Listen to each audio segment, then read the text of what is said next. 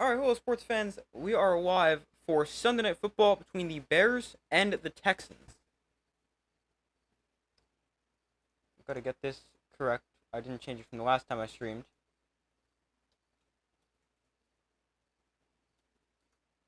Hold on, let me just fix this. Welcome to the stream, everybody. We see two young quarterbacks face off here.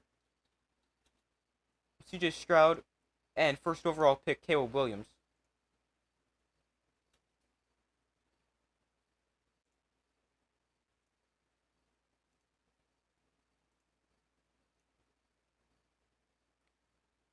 Let me pull up the comments. But welcome to the stream, everybody. We've had a wild day of football so far. Lots of unexpected results.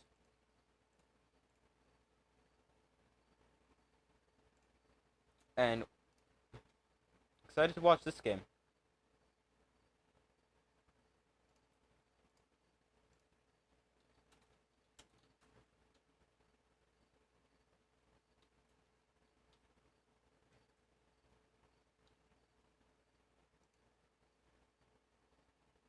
Alright, there's the poll. Make sure to vote on that, on who you guys think will win. I think this will be a somewhat close game. I've got the Texans pulling away late. Let me check my exact score prediction. I know I've got the Texans. I do think it'll be fairly close for the most part. I've got the Texans 26-14. We'll have to see if the Bears can actually score an offensive touchdown this week. They beat the Texans without scoring a single touchdown last week.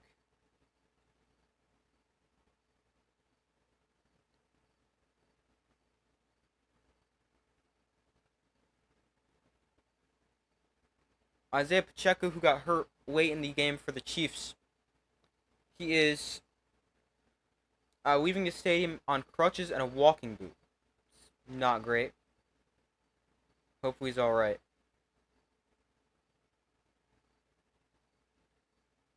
But let's see, what else happened today? A lot. I know I watched the Giants lose to the Commanders, who kicked 7 field goals. We've now seen 3 teams win without scoring touchdowns. The Saints destroyed the Cowboys. Did not see that one coming. The Lions lost to the Bucks. The Chargers beat the Panthers. The Packers beat the Colts. Jets beat the Titans. Then the Seahawks beat the Patriots in overtime. Browns beat the Jaguars. Commanders beat the Giants. Raiders were upset, the Raiders upset the Ravens. The Cardinals upset the Rams. Then the Chiefs beat the Bengals. The Steelers beat the Broncos. And now we've got this game tonight, as well as tomorrow's game. Tomorrow we got the Falcons and Eagles. A.J. Brown already ruled out for that game. But welcome to the stream, everybody. Be sure to vote on the poll who you guys think will win. I've got Texans 26-14.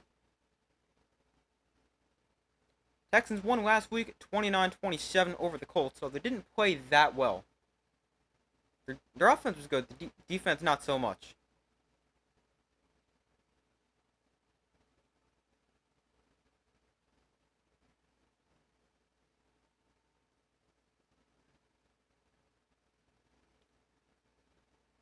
So welcome to the stream, everybody. We're set to kick off in a minute or so. Texans are home, playing their first Sunday Night Football game since 2019. It's been a while.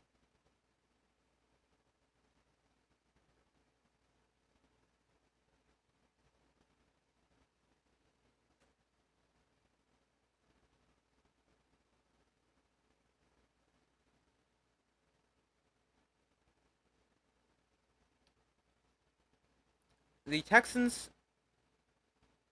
look like they're going to kick off No, the Bears are kicking off. So the Texans will get the ball to start, and we'll see what C.J. Stroud and the offense can do.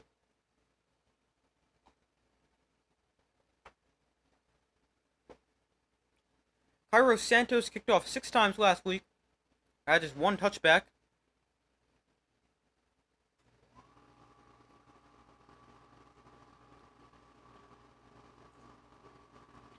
So Cairo Santos has it teed up, and he's set to send it away. And his kick will be brought out from a couple yards deep in the end zone. Here is the return across the 20-yard line. Still on his feet, tripped up at the 28. So here comes C.J. Stroud and the Texans offense.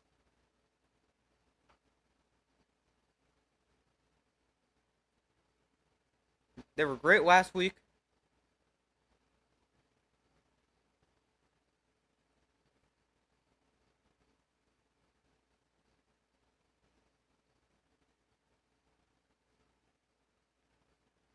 So ball on the 29. They go I formation. Joe Mixon, who led the NFL in rushing last week, is the running back.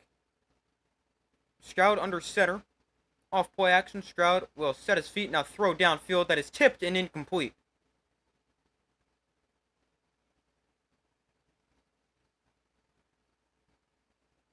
Brings up 2nd and 10.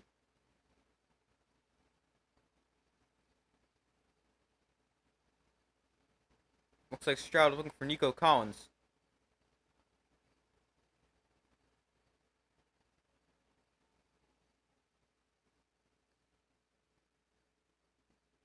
Be sure to vote in the poll if you guys have not already done so. So far, everyone on the poll has said the Texans will win. I would agree. Stroud throwing quickly, that is caught by Brevin Jordan for a pickup of 4 to make it a 3rd and 6. Early 3rd down here. C.J. Stroud, the offensive rookie of the year last year, threw for 4,100 yards, 23 touchdowns, 5 interceptions.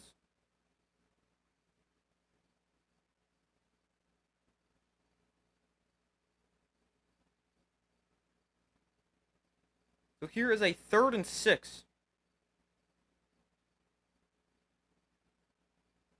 For the Texans on their own 33. Mixon exits the backfield, winds up in the slot right. Stroud looks to throw. Pump fakes, now throws. That's caught by Mixon. And Mixon gains 8 and a 1st down.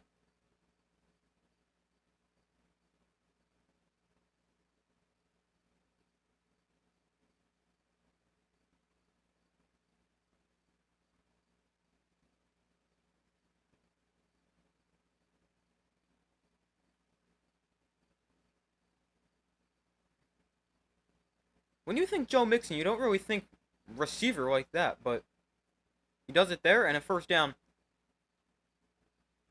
Here we've got a big shift in the formation, lines Nico Collins up in the backfield. Now Mixon comes in motion, they'll hand it to him on the jet sweep. Mixon tries to get the edge, he does turn the corner. Mixon still on his feet, cutting inside, pickup of 15 for Joe Mixon on the jet sweep. They've creatively gotten him the ball so far.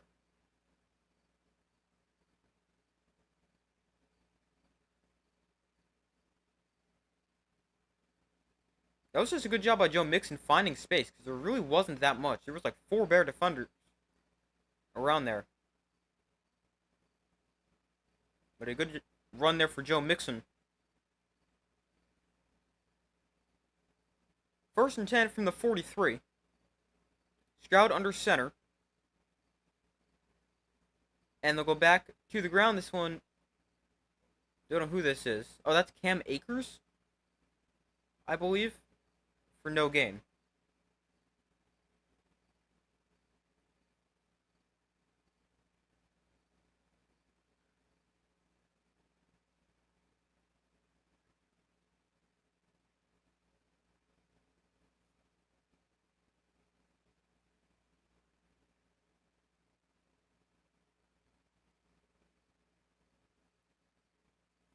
I just realized my hand is bleeding. Don't know how. From the 43. Stroud under center again. They've gone to that look a lot. We've got some early movement here, and flags come in. Okay, I'm going to go get a tissue to Stop bleeding here. I don't know. I don't even know how I was. But a false start for the Texans.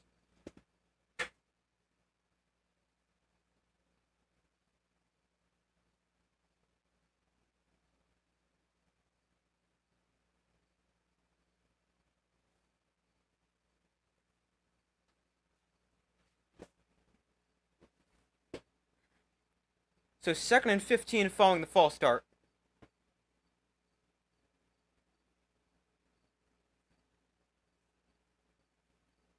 Ball on the Bears 48. Stroud in shotgun who look to throw. Stroud is pressured. Stroud underneath that is caught by Akers for a pickup of 3.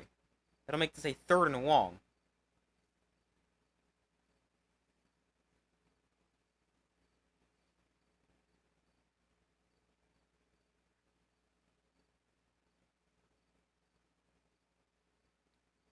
So 3rd and 12.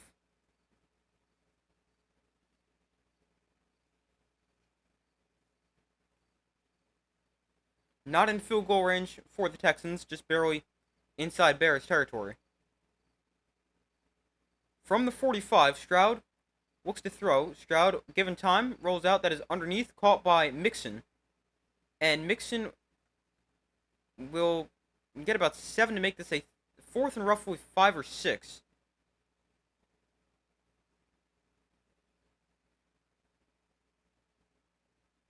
And it's going to be a field goal attempt here for the Texans. Keami Fairbairn missed just one time last year. And his 96% field goal percentage was 2nd best in the NFL. This one from 56 yards. Just inside the right hash. The kick from Fairbairn, 56 yards away, he got it. A 56-yard field goal gets the Texans on the board, and they lead this one 3-0. They take the opening drive, and it is a long field goal, but they do get points.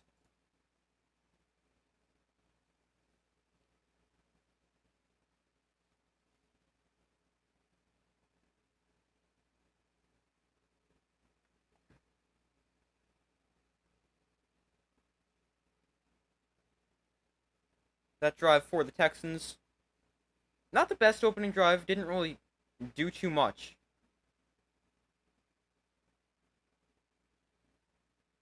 But that drive for the Texans, 8 plays, 33 yards.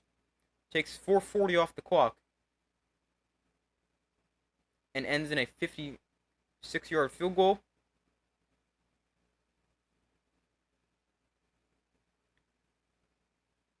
See, now I'm curious. What's the longest field goal made this year? Let me check. Longest field goal so far this year was 57 yards. 3 guys have done it. Chris Boswell of the Steelers, Brandon Aubrey of the Cowboys, and Blake Grupe of Saints.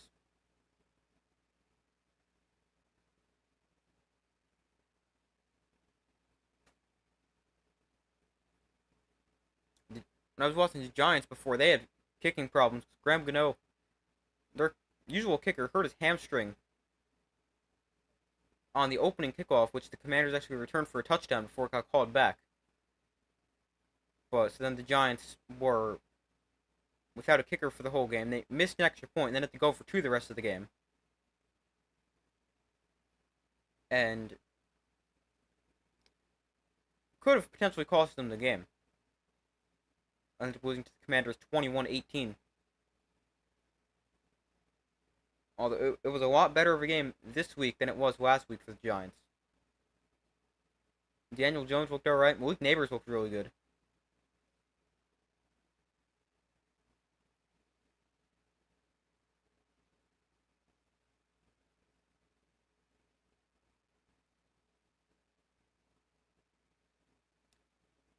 But they're back from commercial.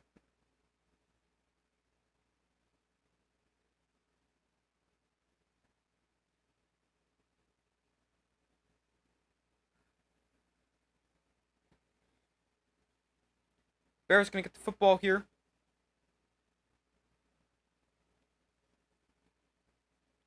And we will get to see Caleb Williams, the 1st overall pick in the draft for his second start. Not a good start his first time last week. The Bears did win, but Caleb Williams with just, I believe it was like 64 passing yards. Didn't turn the ball over. Didn't score a touchdown. And we'll have to see what he can do here. Here's the return for the Bears, and not a ton of space on the return. Return to just the 24-yard line.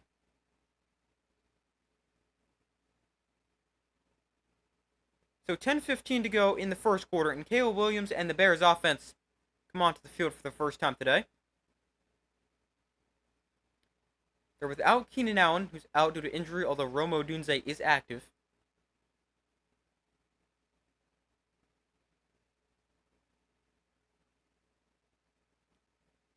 So ball on the 23.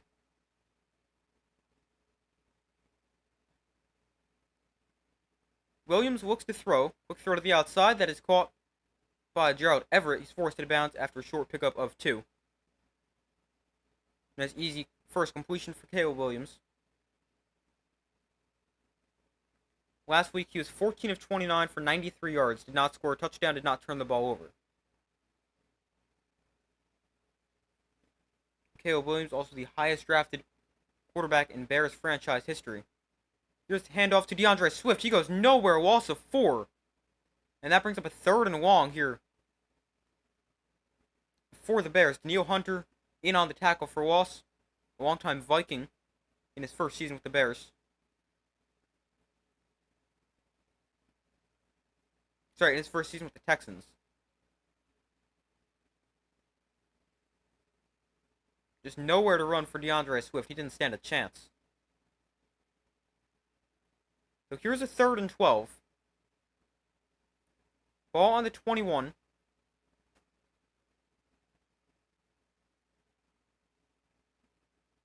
Williams looks to throw. Has time. Throws to the outside. That is called for a first down.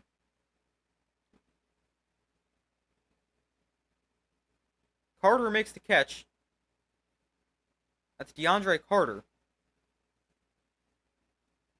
I didn't even realize he was on the Bears. That is a nice catch along the sideline.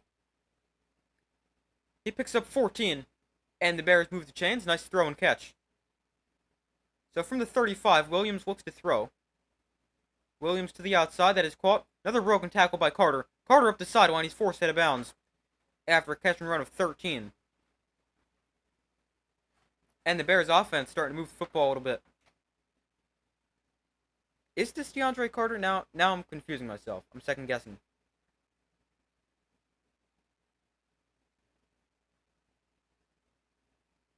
Let me check. Hold on. Number 11.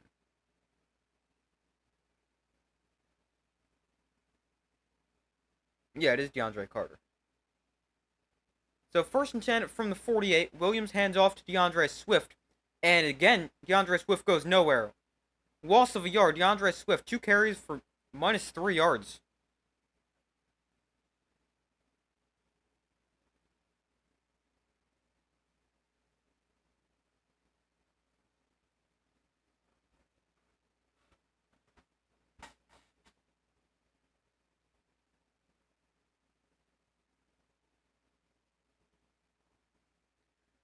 So 2nd and 10. Wow, they really didn't give him a loss on that. That was definitely a tackle of a loss of a yard, maybe 2. It's 2nd and 10. Williams looks to throw. He's pressured, throwing to the outside. That is caught by DeAndre Swift. He's taken down after a pickup of 7. Nice job by Caleb Williams just to stand in there and get a throw off with the pocket collapsing.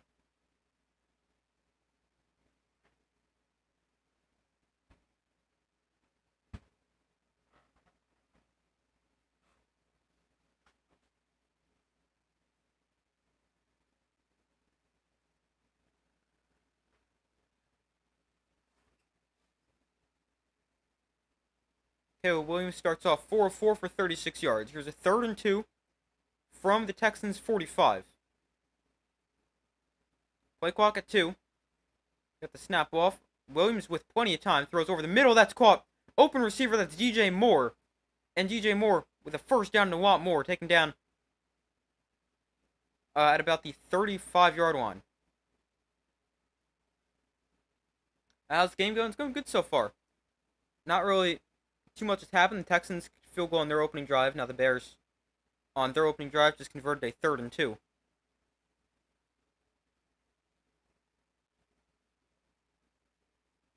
Got the ball on the 26. 1st and 10 Bears, 6:11 to go in the opening quarter.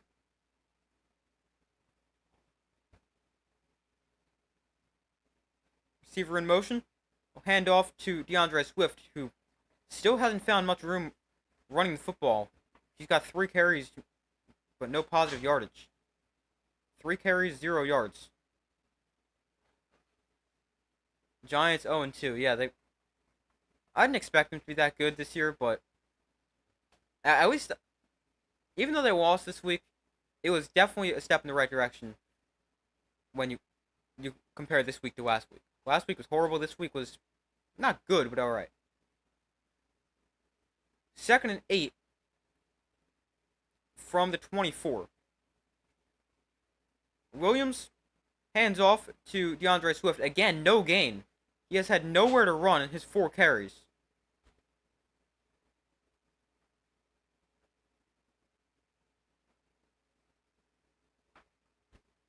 Saints are on fire. Yeah, I have no idea how the Saints are doing this well to start the season. I mean, they've scored 40 against the Panthers, which, I mean, I think everyone thought the Saints, when looking from last week, they were like, oh, they're playing the Panthers, they're terrible. And now that they destroy the Cowboys, maybe it's time to take them seriously. They have looked really good. Especially offensively. 3rd and 9, Williams looks to throw. Williams is pressured, and he's going to get taken down for a sack. Back at the 35. And it's going to be a field goal attempt here for the Bears. Loss of about 10 on the play.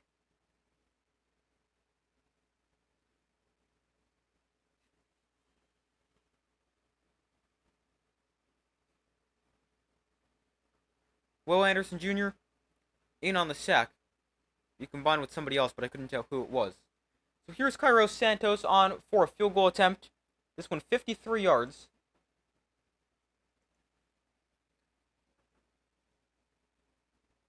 And the kick here for Cairo Santos on the way. And it is off. I don't even know what that is. It looks like the camera on the crossbar. Off the crossbar and in.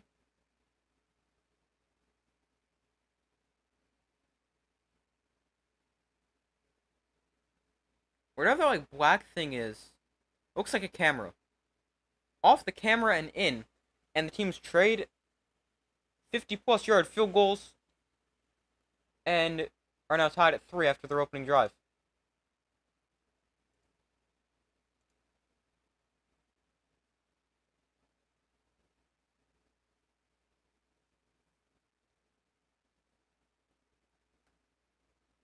The Bears' opening drive goes 11 plays, 42 yards, takes 6.5 minutes off the clock, just to result in a 53-yard field goal. The Texans made a 56-yard field goal. They do, and they have another. They have the Eagles next, so another big test. Wow, that is back-to-back tough games against divisional opponents. But yeah, so really got to see.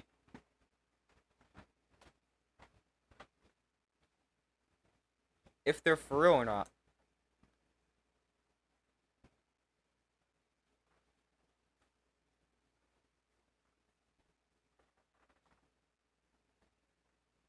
Let's see, they play the Eagles next week.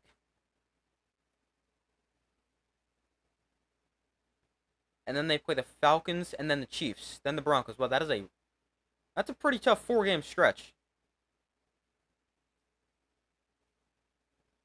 Cowboys, Eagles, Falcons, Chiefs, and then they have the Buccaneers after that, team that made the playoffs last year.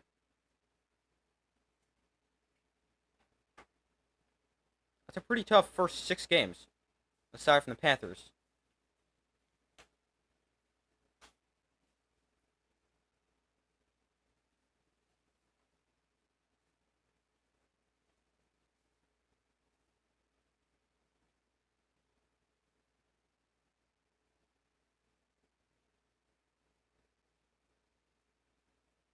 So the Texans are going to get the football back after Bears kick a field goal.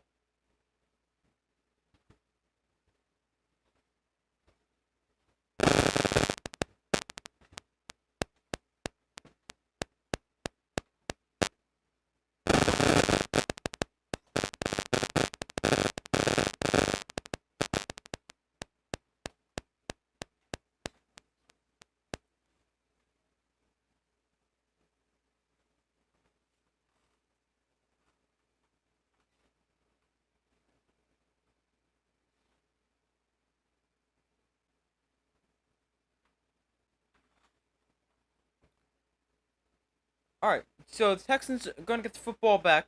Not the greatest opening drive. Santos sends it away. And this will be returned from about the 2-yard line. Here is the return. I believe this is Robert Woods. Flag comes in.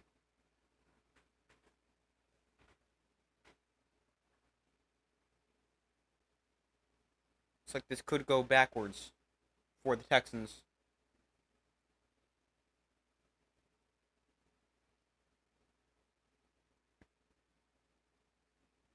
.345 to go in the first quarter. Let's check this flag. It is a hold. So the kickoff return, which was a good return for Robert Woods, ends up coming back.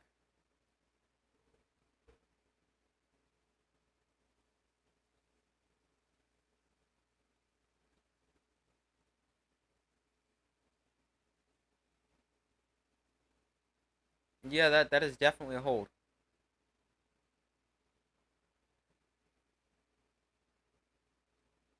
So 1st and 10 for the Texans, backed up to their own 23. So not terrible, despite the penalty. Not terrible field position. Stroud looks to throw. Stroud, given time, fires over the middle. That's completed to Nico Collins up to the 39-yard line.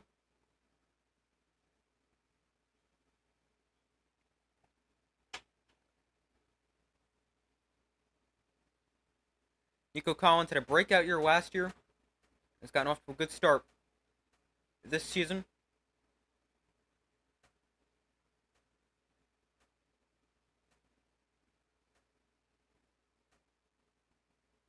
From the 40, Stroud under center. They go I formation. He tosses to Mixon running right. Mixon gets blockers there and will gain about 4.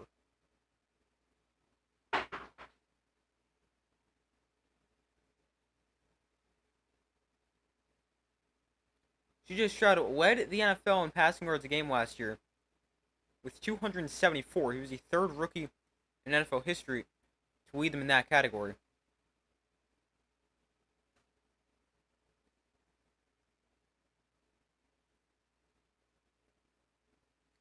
So here is a 2nd and 7. 2.5 minutes to go in the first quarter. Stroud looks to throw. Stroud tries to set up the screen. Is popped in the air and incomplete.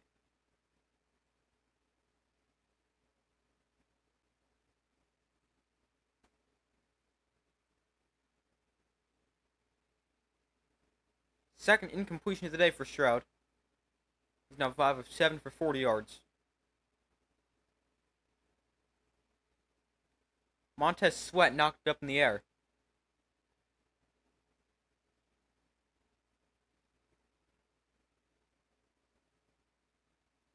So here is a 3rd and 7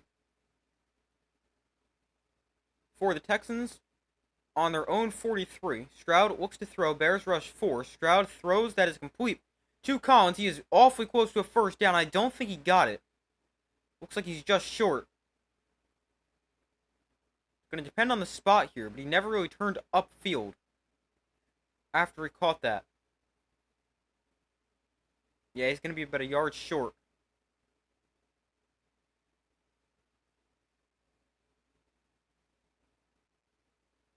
Here's a replay. Yeah, I agree. He's short. The spot came in short at exactly midfield. He had to get between halfway to the 49. They go under center. They will go for this. Stroud throws into the flat. Wide open. I don't know who this is. 87. Whoever he is. It's a good catch and run, a big 17-yard pickup there for the Texans on first down, and they move the chains. Like the decision to go for it.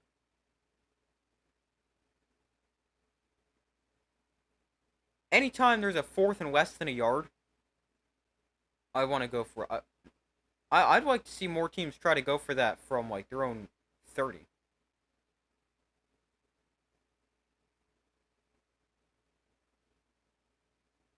Pickup of 18 on the catch and run to Stover, who I believe is the former teammate of C.J. Stroud at Ohio State. Cade Stover, the tight end. I feel like he went to his Jets, though. Here's Tank Dell on the edge around. He's got a lead blocker. And Tank Dell has plenty of space. He's got a first down and more. Tank Dell still on his feet. Taken down at the 13.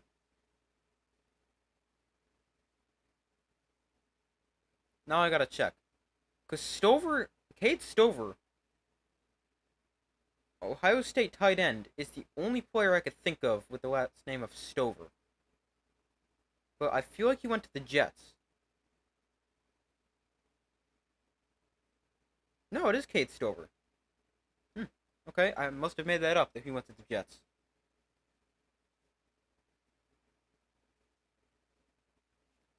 Six-play, 63-yard drive for the Texans. Ball on the Bears' 14. Stroud hands off to Mixon. And Joe Mixon gains only a yard or two. Not much space. So far, results in the poll, 80% of you guys have said the Texans will win. 20% have said the Bears. Be sure to vote if you have not already done so. That was the last play of the first quarter, although we do have a flag on the play.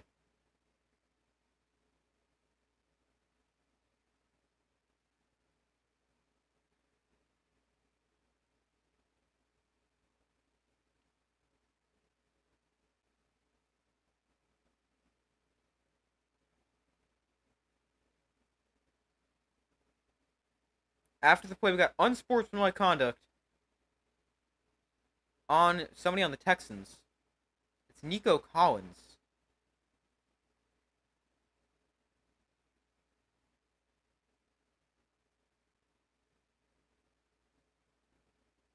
I don't really like that at all. They call Nico Collins for an unsportsmanlike conduct. Defenders got a hand in his face. I don't like it. I like no penalties there. But they do call one.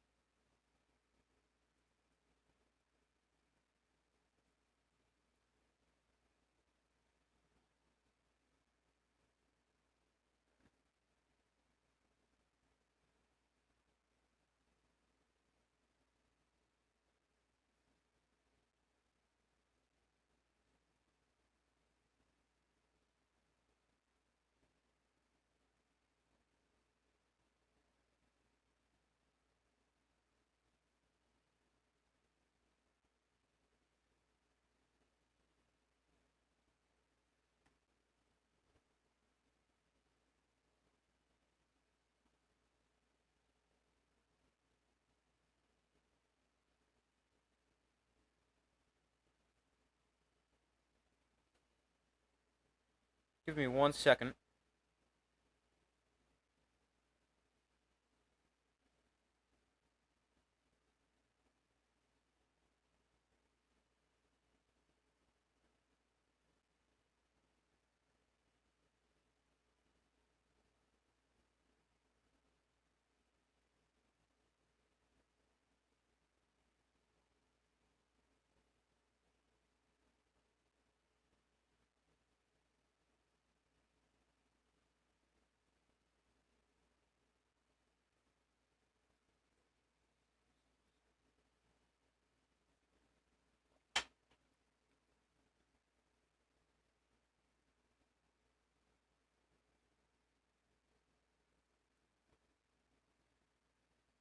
You'll be back. You have to switch locations. Thanks for streaming, dude. No, you're welcome.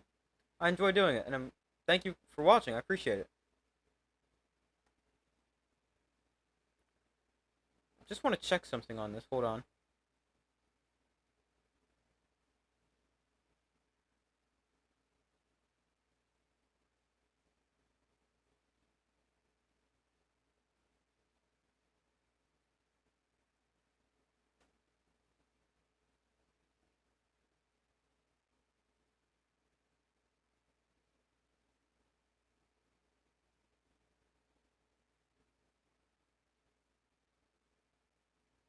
Alright, so waiting for them to come back from commercial.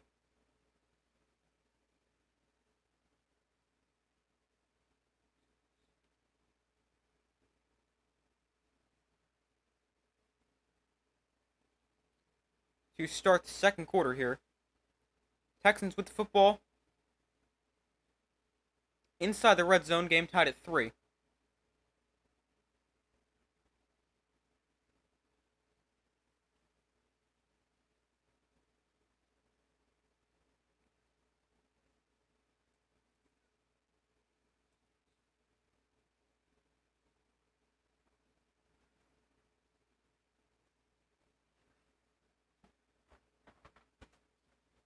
We got a hands to face penalty here. Penalties decline. Oh, they scored a touchdown, which I missed because the page was reloading.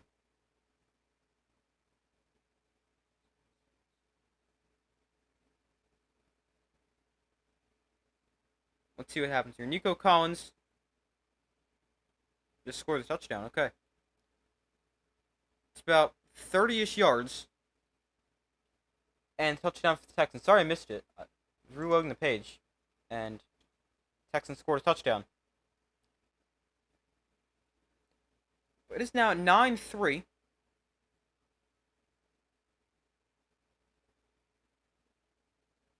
And the extra point here for the Texans up and good to make it a 10-0 Bears lead.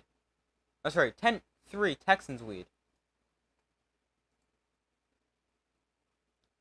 You feel bad for the Panthers. Yeah, they're so bad. It's... I mean, it's probably...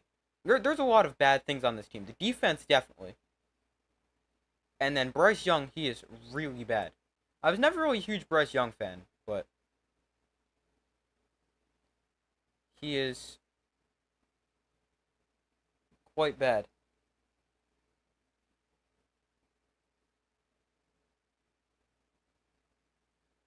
He had just 84 yards, which tied the fourth fewest in Panthers history for a quarterback with at least 25 pass attempts.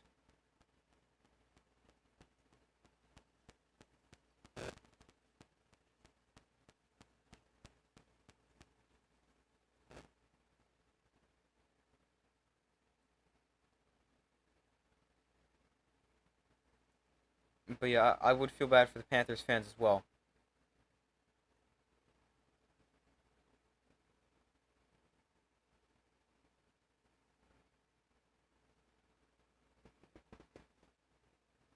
Nico Collins is good. He breakout year last year.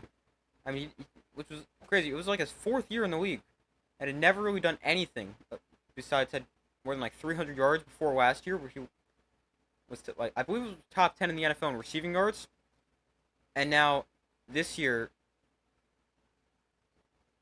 he's gotten off to a good start as well.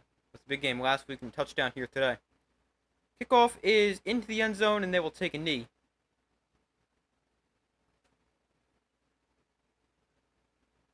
And Caleb Williams and the Bears offense will take over on their second possession.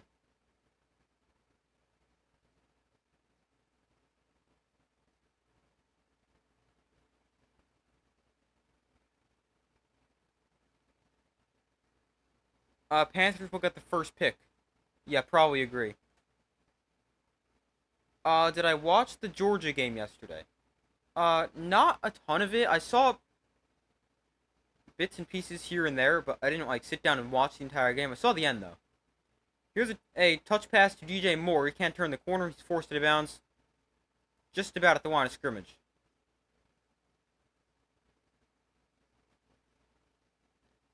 But I kind of saw the game, but didn't really watch a ton of it. Like, I had it on, but I was doing other things, if that makes sense.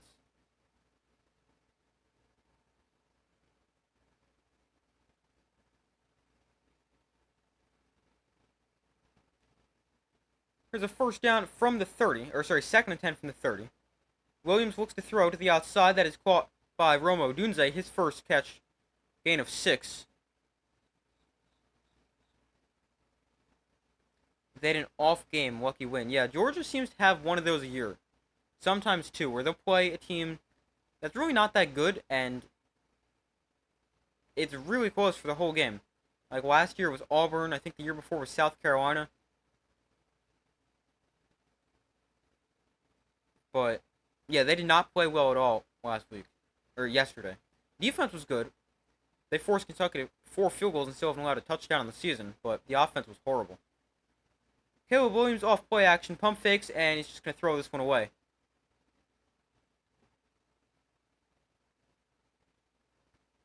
That's going to bring up a 4th and 4. I mean, he just really had nowhere to go with the football.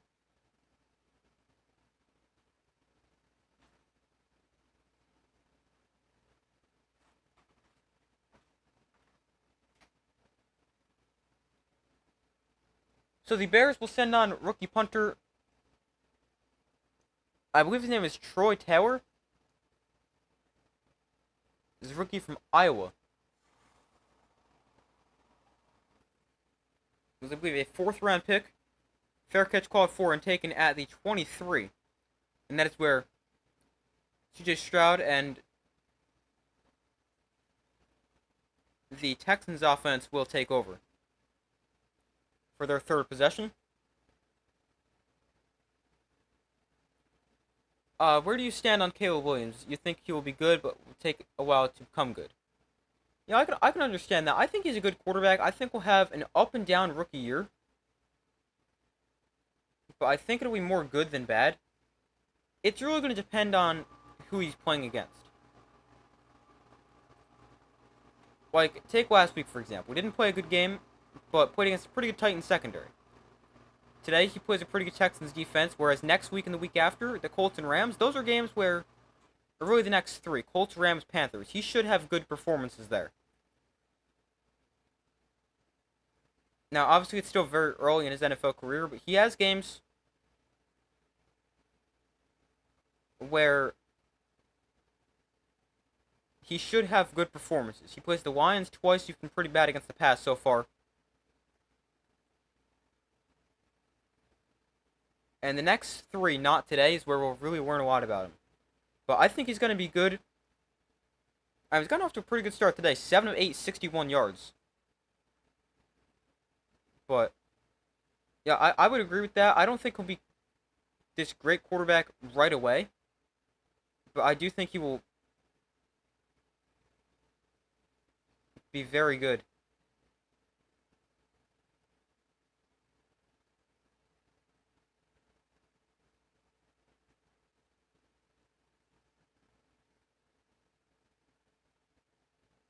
As, like, he just gets more time in NFL offense in the NFL.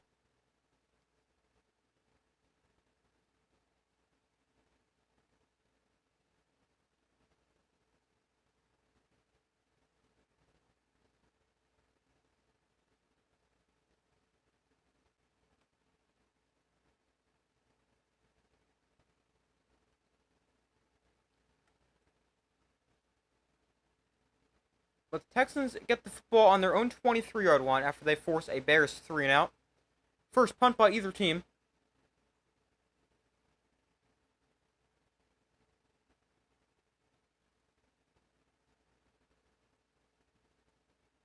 And they're back from commercial, so we'll get to see the Texans offense with the football. So far, results on the poll, 67% of you guys have said the Texans will win, 33% have said the Bears. Be sure to vote if you have not already done so. First down for the Texans, 13:33 to go in the second quarter.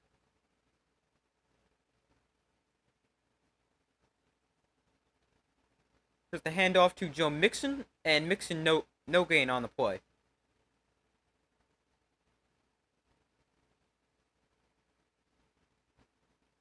We'll bring up a 2nd and 10.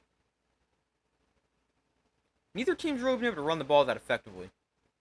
The Bears have had no run game at all. And Joe Mixon, he's had one good run on, it was a jet sweep. Otherwise, not much space on the ground for either team. Here's a 2nd and 10 from the 23. Mixon exits the backfield, splits out wide. We have an empty backfield for Stroud. Look to throw. Stroud with time. Underneath that is incomplete. He's looking for Joe Mixon. They're trying to get the ball to him.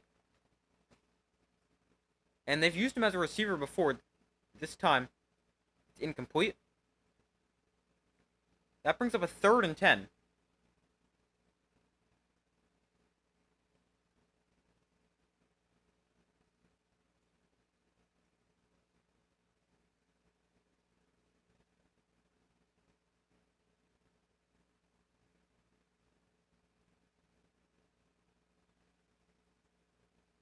So from the 23, 3rd and 10. Stroud looks to throw. Stroud with plenty of time. He floats one down the field that is caught by Diggs. Nice throw and catch from C.J. Stroud to Stephon Diggs. His first catch of the game. And it is a 1st down catch. And the Texans move the chains and avoid going 3 and out and giving the ball right back to the Bears.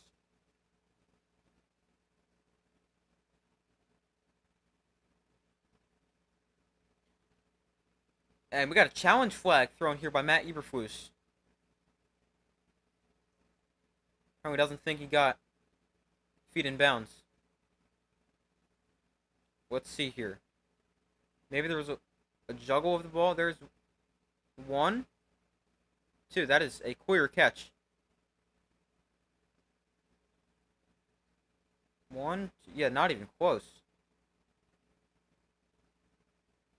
Nice catch by Diggs along the sideline. This is a bad challenge, Matt Eberflus.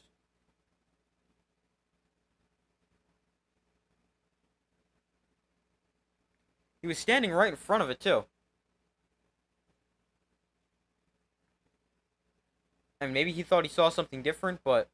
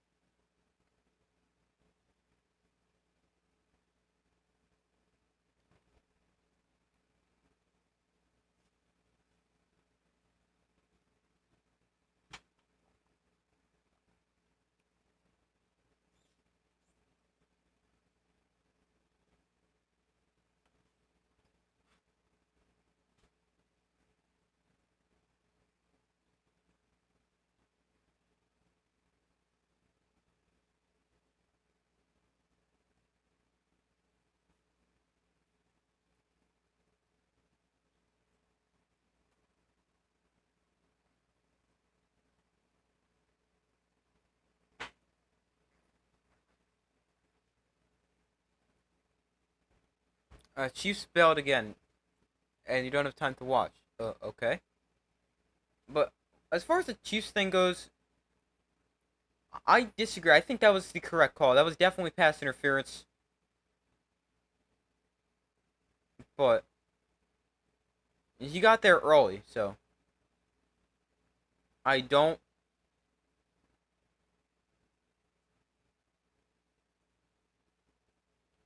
I agree with the interference call.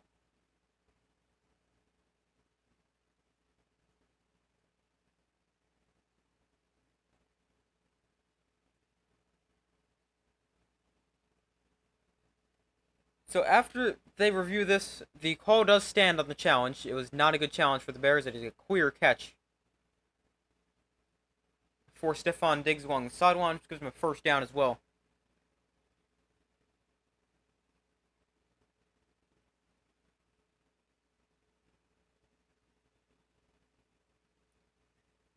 Stroud looks to throw. He's pressured, going to roll to his right. Escape the rush for the moment. Stroud throws downfield as getting dragged to the ground. Wow, what a throw from C.J. Stroud, Nico Collins. On the run. Defender is right there. That's a really nice play for C.J. Stroud. Then to deliver an accurate pass down the field.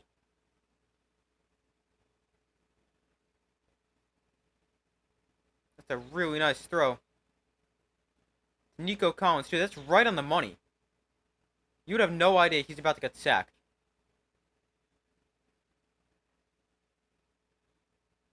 Nico Collins, 4 catches, 70 yards, and a touchdown. CJ Stroud, 10 of 13 for 131 yards and a score. Mixon still nowhere to run. Tremaine Edmonds takes him down after the gain of only a yard.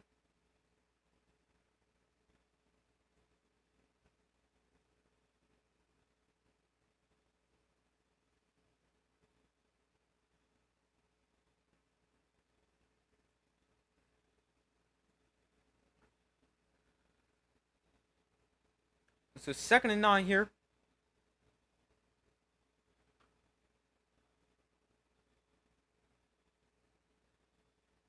Tank Dell motions into the backfield. 2nd and 9.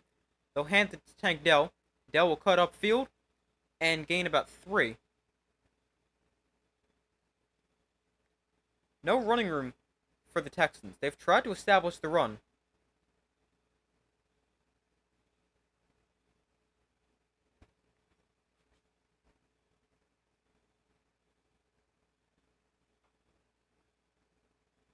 The Texans, they're averaging 5.3 yards a carry, but it really doesn't seem like that. Because Joe Mixon ran for 16 and Tank Dell ran for 18. But you take out that, and it's not too good, the average. And then the Bears, they're averaging minus 0.8 yards per carry. So they're losing a yard, essentially, every time they run the ball. Stroud to the outside. That is caught by Diggs. He dives for the first down marker. Let's see. Wow, that is a horrible spot.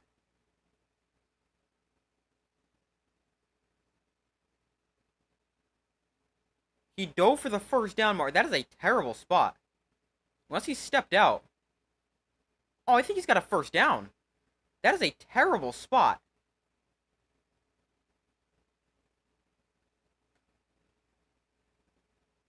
Unless he steps out, which, no, he doesn't.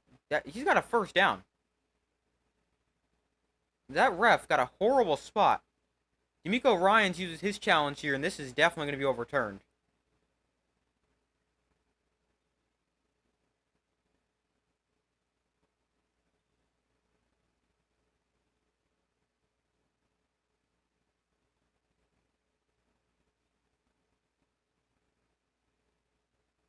Yeah, he's got a first down. It is pretty clear to me. I mean, this is one that shouldn't take that long. Although they're going to commercial, so they'll make it take long. But this is going to be overturned extremely obviously.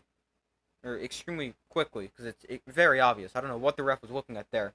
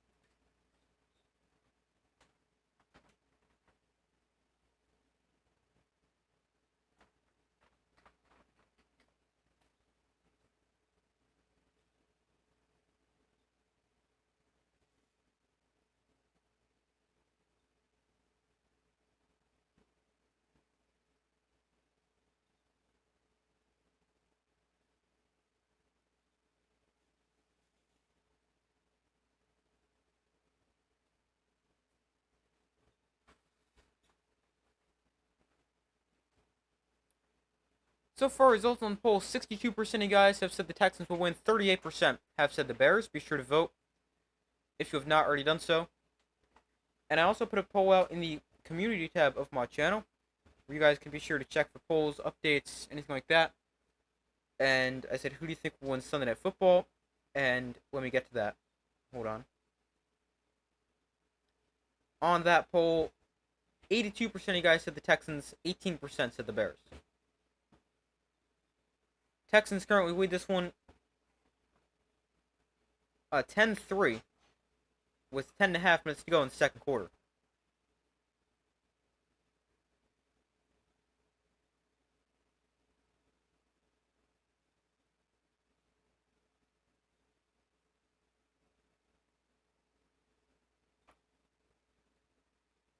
The call stands?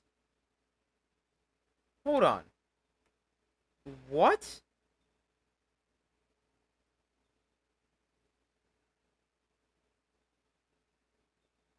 This is so clear.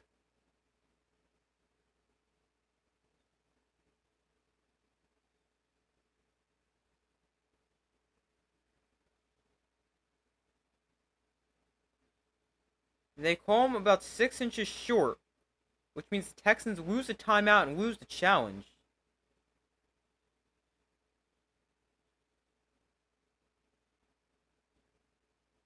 They're going to attempt a field goal here. They lose the challenge. Wow, that is terrible. How is he short? He's not short. It's a 47-yard field goal for Fairbairn. And he nails it to make a 10-point game, 13-3. I don't understand how he's short.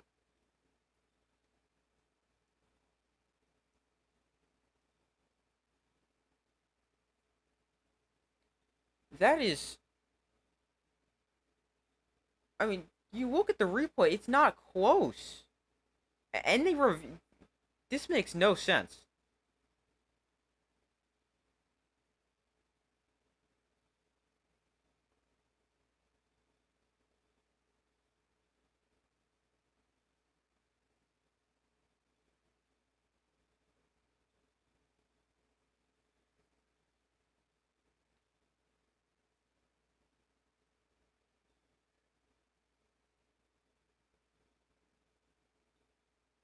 Bears have had the third most starting quarterbacks in the NFL since the start of 2016. Only the Commanders and Browns have had more. Bears have had 13 different starters. Now they're hoping they found their guy with Caleb Williams. But the Texans, they've now scored on all three of their drives, a couple of field goals and a touchdown.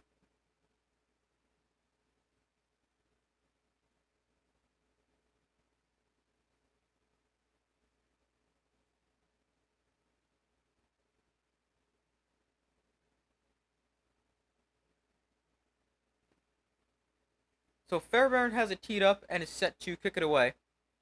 9:55 to go in the second quarter. Bears now down by 10.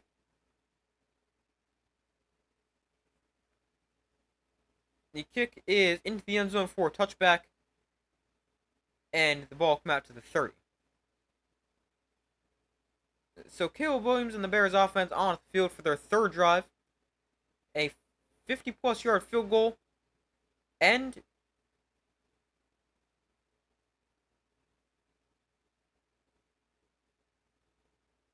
a 3-and-out.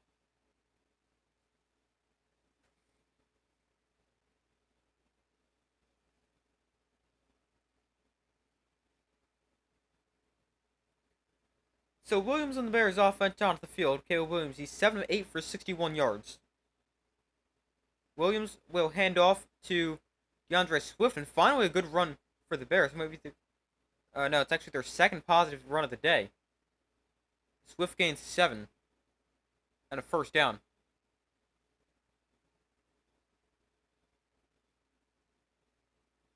Second and 3. Another handoff to DeAndre Swift. This time not as much. He's going to gain 2.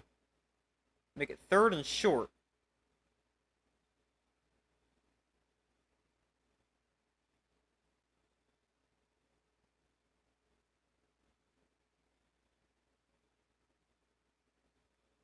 Third and about half a yard. Williams under center.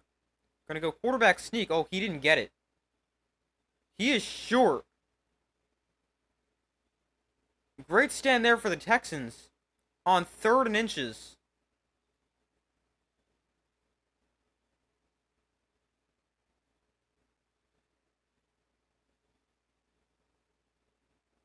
And it looks like the Bears are going to go for this. 4th and inches.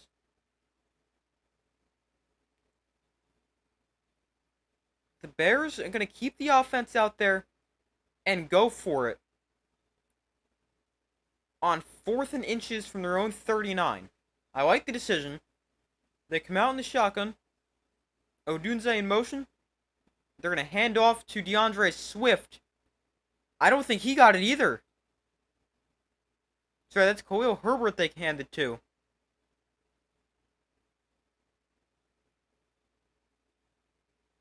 I lost exactly where he was in the pile, but I'm pretty sure he's short.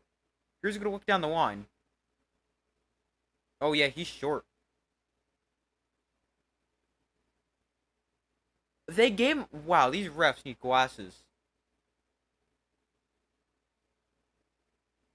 They gave him a first down.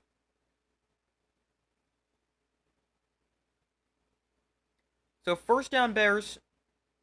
Williams looks to throw to the outside. That is caught by... Is that Carter again? I saw 11, and I think 11 on the Bears is Darnell Mooney. But he's not there anymore. I think that's DeAndre Carter. Yeah, it was Carter.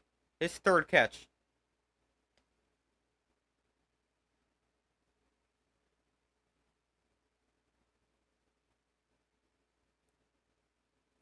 I cannot believe these refs. These are so bad. Some of these spots in that call for a first down. Wow, these are bad. 2nd and 4. Williams looks to throw. Going to try to set up the screen to DeAndre Swift. Just throw it at his feet. 3rd and 4.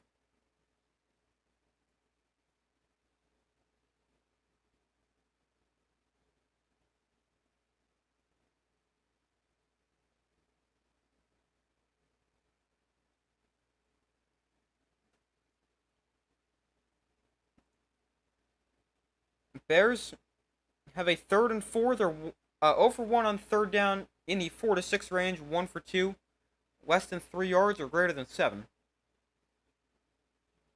3rd and 4 from the 46. Williams in shotgun. Texans show pressure. Here they come. And we got play blown dead. Flag comes in. Looks like this is going to be a false start on the Bears.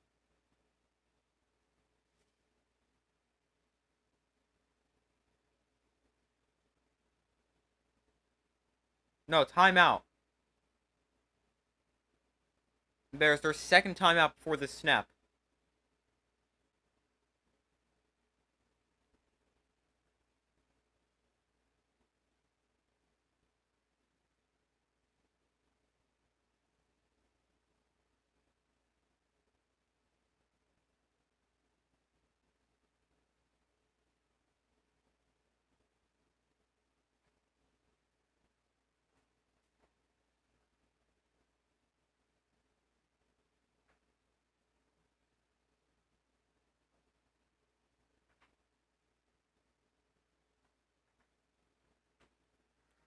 So here's a 3rd and 4 for the Bears, following their timeout.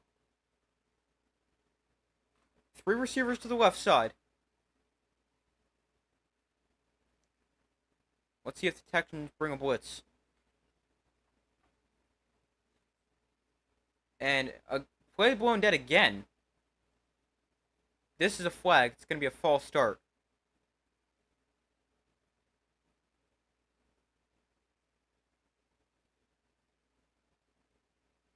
This is a false start on the Bears. Right tackle Darnell Wright called for the penalty.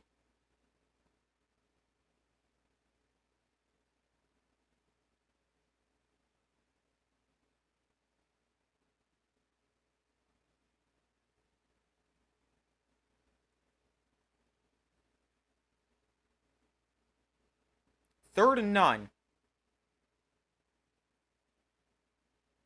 Much different situation here for the Bears as opposed to a 3rd and 4.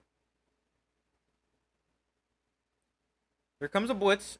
Williams looks to throw. Can roll to his right. Now he's got nowhere to go. He's going to step up in the pocket or try to. Spinning his way free. And then he's eventually taken down for a sack.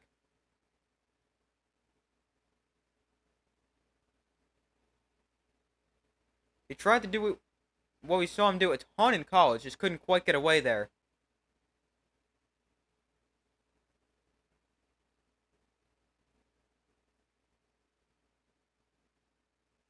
He tried to roll out to his right just to realize he was rolling out into more Texan defenders.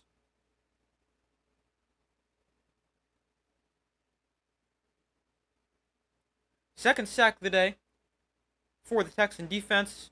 Bears haven't gotten to CJ Stroud. And here is Taylor to punt it away on 4th and 17. Taylor's punt is away. And this is a good kick. Force him to go out of bounds as he catches it at the 12-yard line. Nice punt. But the Bears are forced to punt it away. It really should have been a turnover on downs before, because these refs don't know what they're looking at, but besides the point.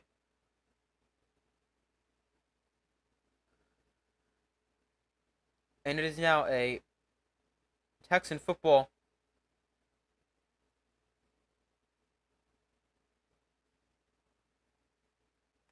after the punt.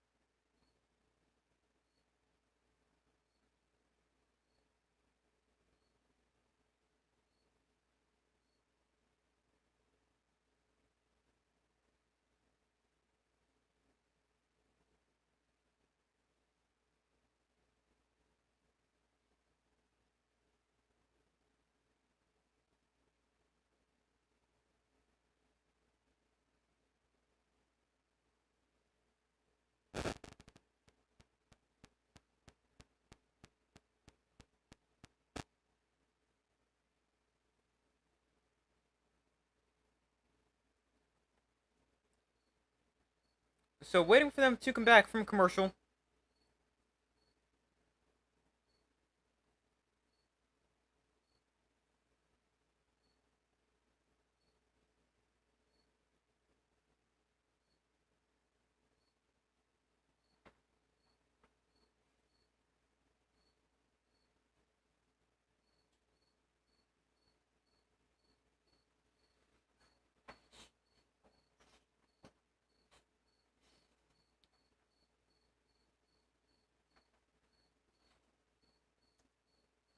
Alright, actually just got back from commercial right as I said that.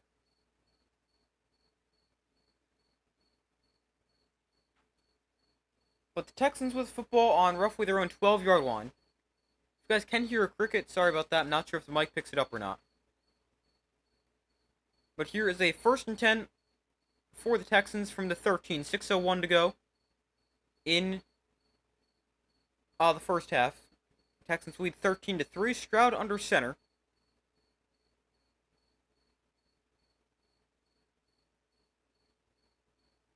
Here's the handoff to Joe Mixon running left, looking for a lane. He's not going to find one. Jaquan Brisker takes him down for a loss of 2.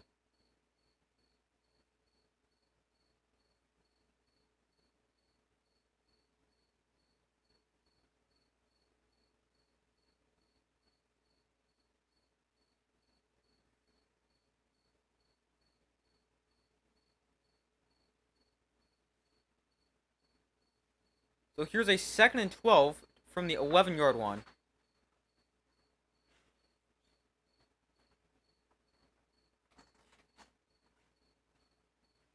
Receiver in motion, that's Tank Dell. Stroud wanted to throw it out to Dell. Now he throws the screen to Mixon. Mixon is going to pick up a solid pickup to the 19-yard line to make this a 3rd and more manageable. 3rd and 4 with 5:05 to go in the second quarter.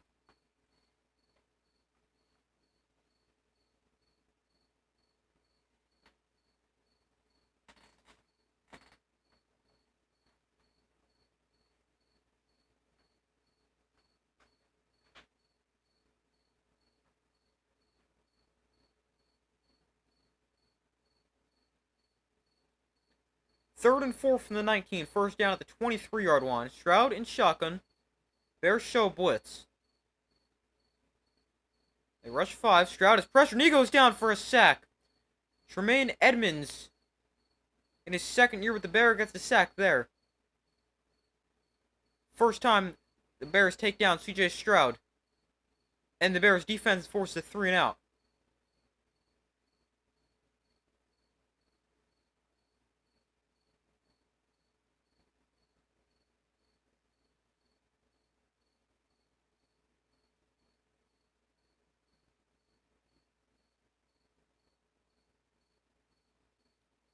There's a twist there with the 2 linebackers blitzing, and it caused some confusion for the Texans' offensive line. So here is Tommy Townsend on for his first punt of the day. This will bounce at the 50, high in the air, and go out of bounds right around there.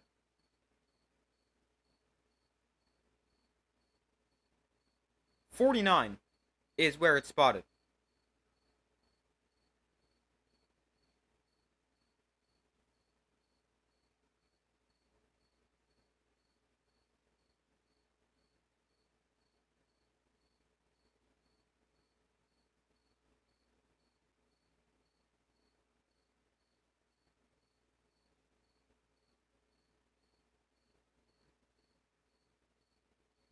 First and 10 from the 49 for the Bears. Williams winds up under center. And off play action, Williams looks to throw. Williams throws to the outside. That is caught by DeAndre Swift for a pickup of about 7. 3.5 minutes to go in the first half.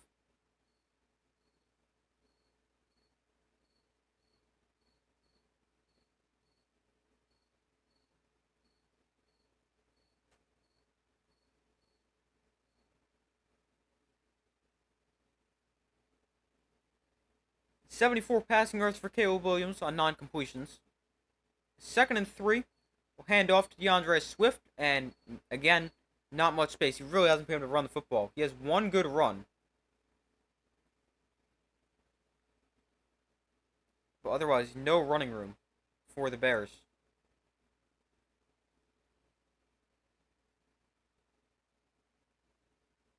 So, early third down on this drive. 3rd and 3.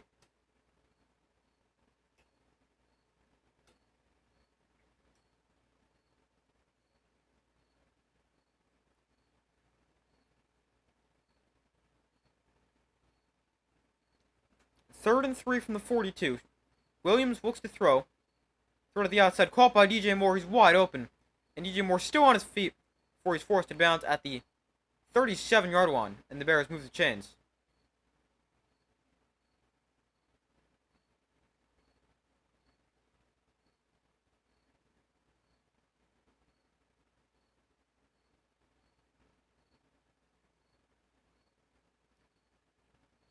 That's the 5th Bear first down of the day. The Texans have 8.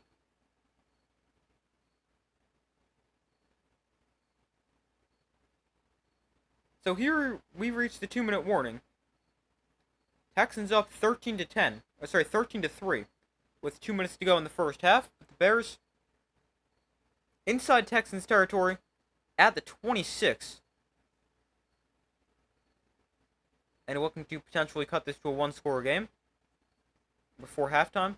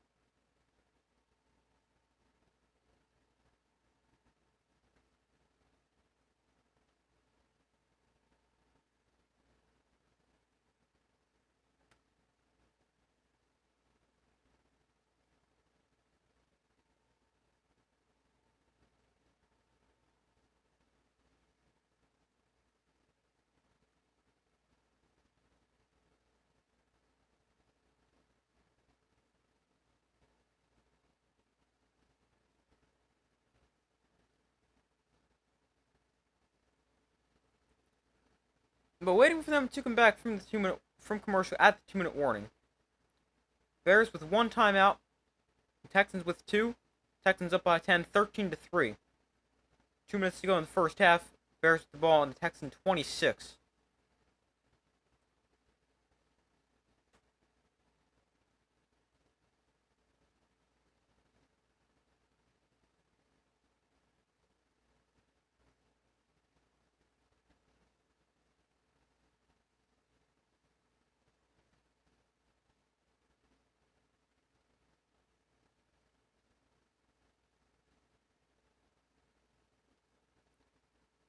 Alright, now they're back from commercial.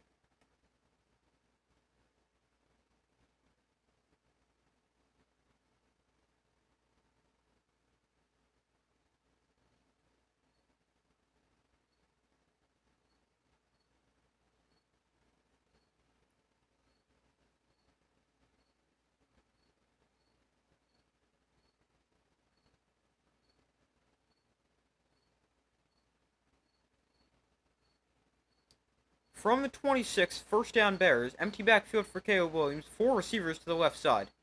Now Swift motions into the backfield to throw it out on the outside. I don't know who this is. 14, whoever he is, gains nothing. They try to set up the receiver screen.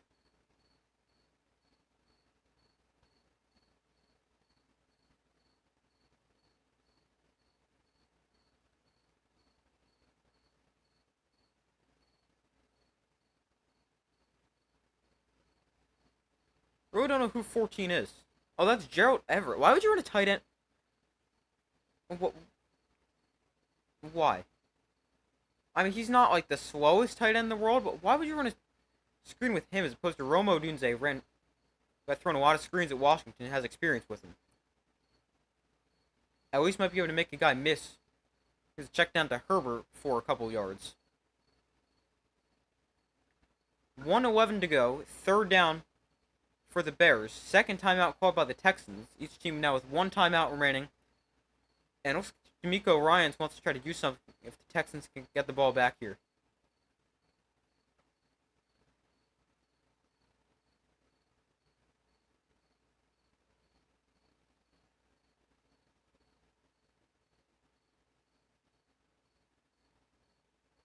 So here's a 3rd and 9.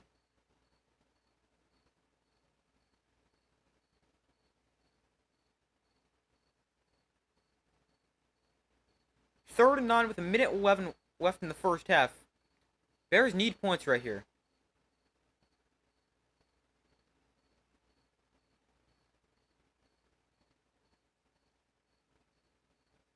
From the 25, Williams in shotgun.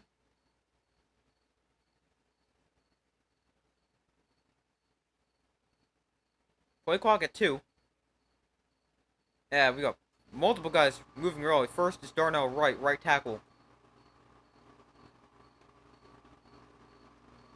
Second false start of the day for Darnell Wright.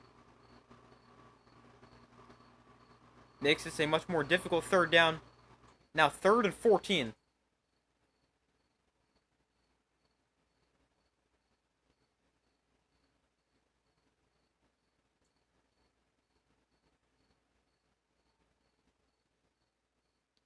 Third and 14.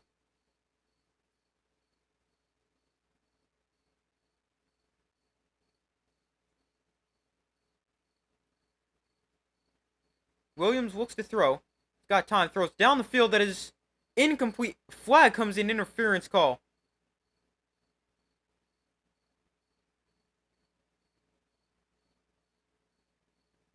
Was a low throw, but the receiver was practically on the ground by the time the ball got there.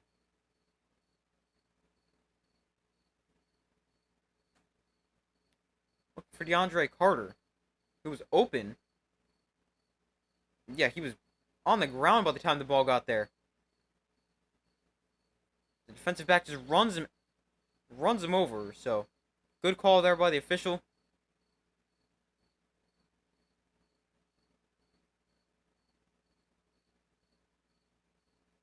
.107 left. That sets the Bears up 1st and goal, and they're now in a great spot to potentially get a touchdown here before the half. Ball on the 6. Williams in shotgun. DeAndre Swift the back one to his right. Running the ball is not out of the question, although I wouldn't really expect it. And another pre-snap penalty.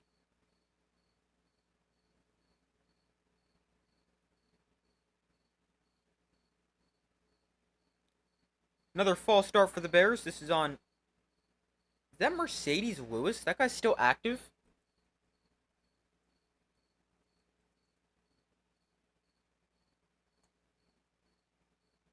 Wow, he is. That's crazy.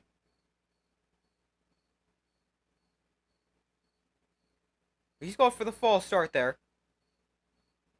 From the 11-yard line, Williams looks to throw. Williams steps up in the pocket. Now he's going to tuck and run. Caleb Williams lowers his shoulder down to the 2-yard line. A minute to go.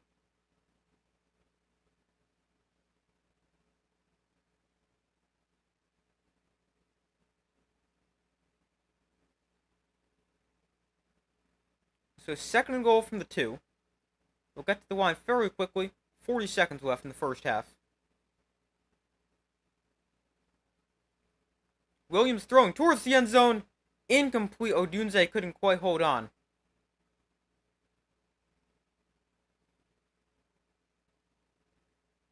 I like that. Throw and catch, or potential throw and catch there. Oh, he's got to catch that.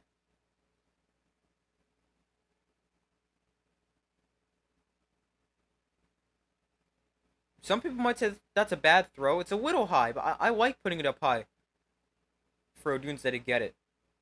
He's a great jump ball receiver. I like giving him a chance. Third and goal. They'll run this with Khalil Herbert. He's into the end zone for a Bears touchdown. Khalil Herbert scores the Bears' first offensive touchdown of the season. And it comes with 32 seconds left in the first half. Texans now lead this one 13-9.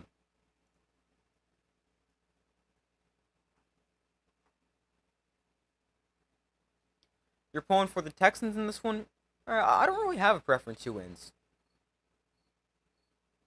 If I had to say, I would say the Texans, but I really don't have a strong preference one way or the other.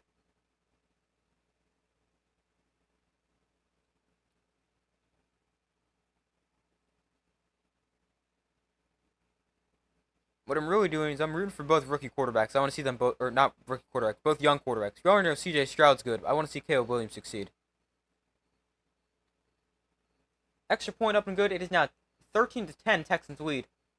That was a big touchdown drive for the Bears. First offensive touchdown of the season comes after a 2-yard touchdown run by Khalil Herbert. Bears really have not ran the ball effectively. 18 yards and 11 carries. That's 1.6 yards an attempt.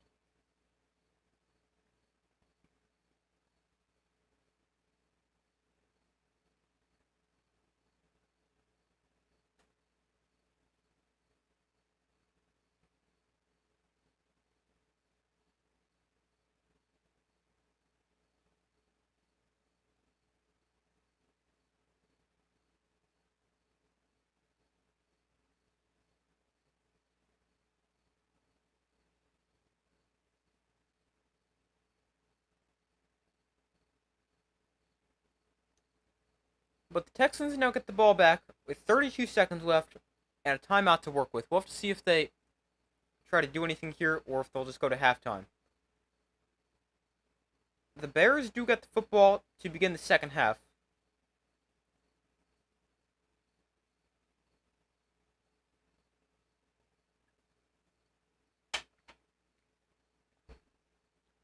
As the Texans took the opening drive and kicked a long field goal.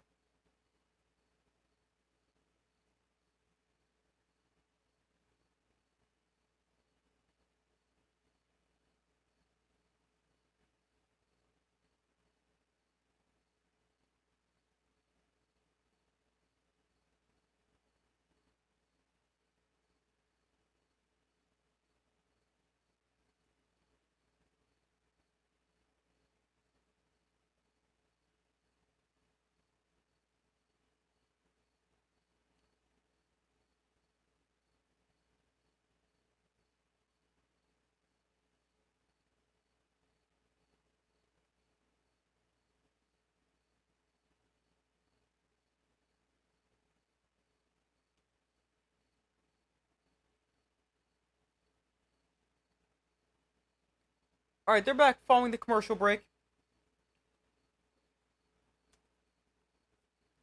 Texans gonna get the football back. A little over 30 seconds left in the first half.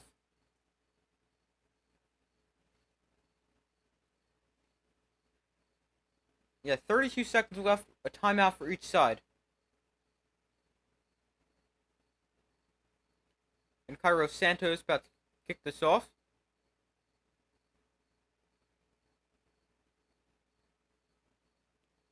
So Santos kicks it away. And this is the touchback, and the ball come out to 30. I'm so used to saying the 25. How is there a flag on a touchback?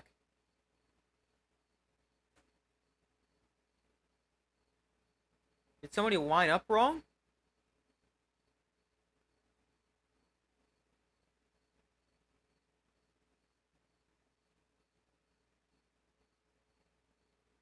It's an illegal formation, so they'll start on the 35. The Bears lined up illegally.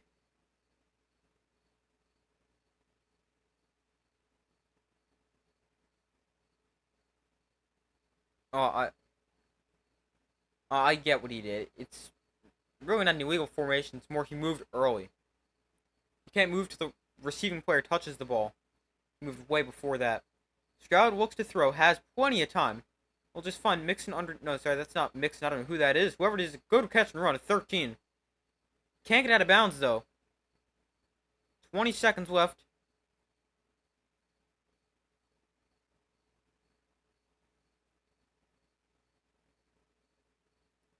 Clock stopped with 18 seconds left. Texans spend their third and final timeout.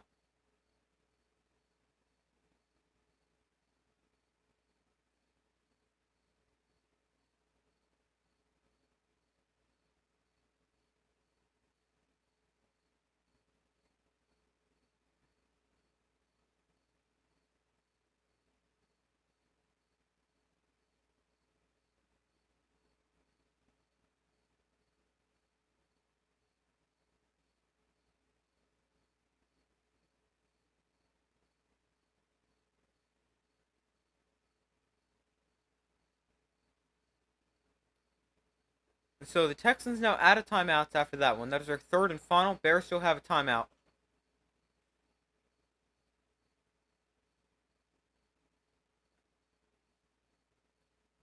"22 seconds left. They put a couple seconds back on the clock.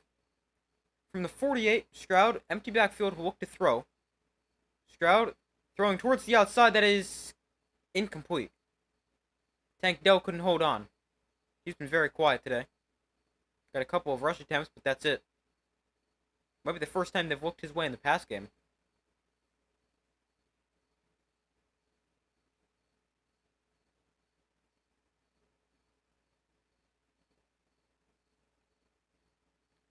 So 2nd and 10 from the 17. 17 seconds left. It's a 2nd and 10 from the 48.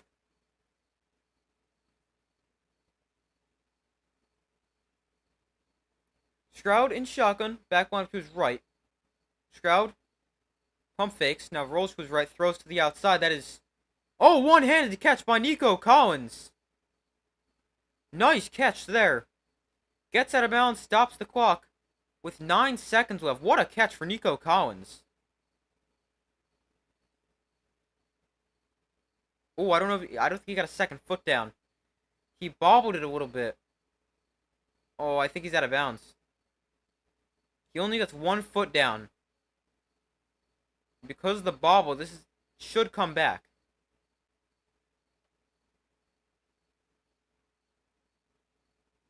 It's going to stand for now. No, we're not. The Bears spend their third and final timeout.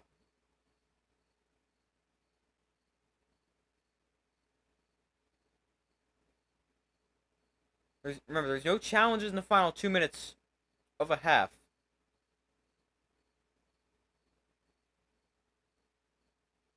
But the Bears take a timeout, gives the replay booth extra time to look at it. You see coaches in college do this all the time.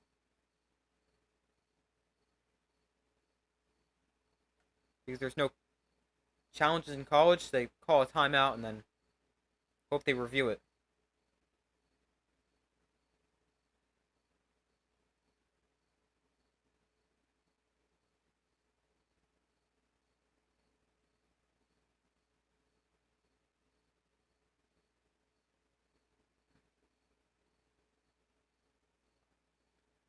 I don't think this is a catch, but we'll see. They're saying the toe might be down still, and he controls it with his one hand.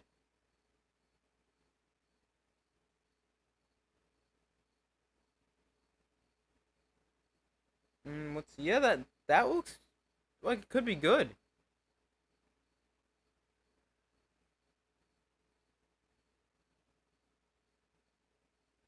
It depends on when he controls the ball, because if it's early enough, yeah, they can't overturn it.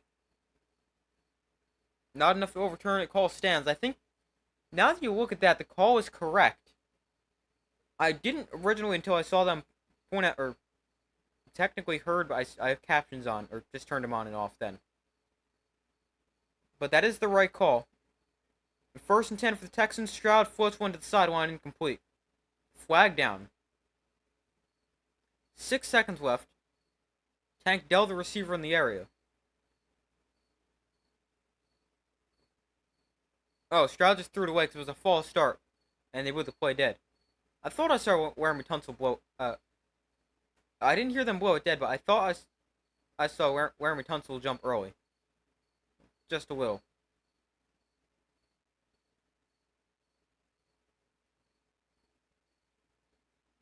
First and 15. Laramie Tunsil, the most false start penalties in the NFL since 2016, with 44. He had 2 false starts last week. Outside of the false start penalties, he is a great left tackle.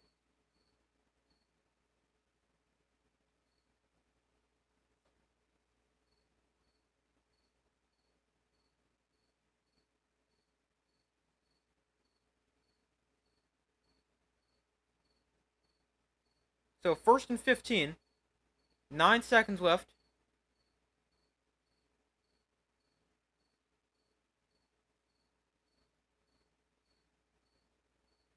Both teams now out of timeouts.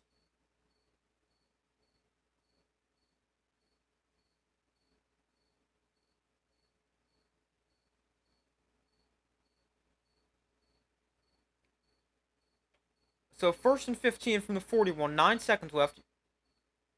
The Bears rush one player. Stroud just throws this away. 6 seconds left. And it looks like the Texans are going to send on the field goal unit here.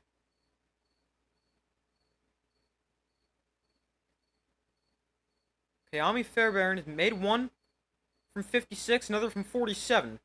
2 for 2 on field goals today. Let's see if he can hit another long one. This is not going to be an easy one. This one, 59 yards.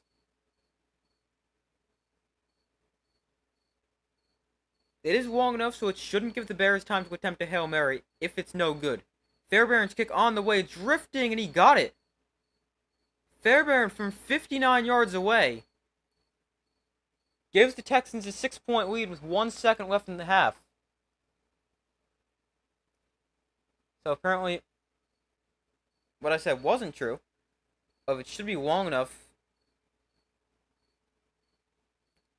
so that the Bears wouldn't have time to throw a Hail Mary. It took 5 seconds. There was 6 left on the clock.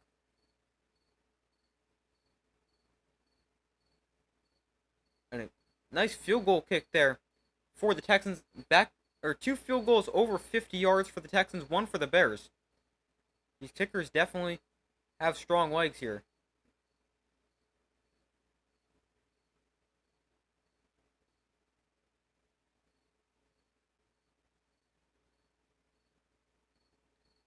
So we'll have 1 second left in the half. Bears will probably just take a knee considering they get the ball coming out of the half.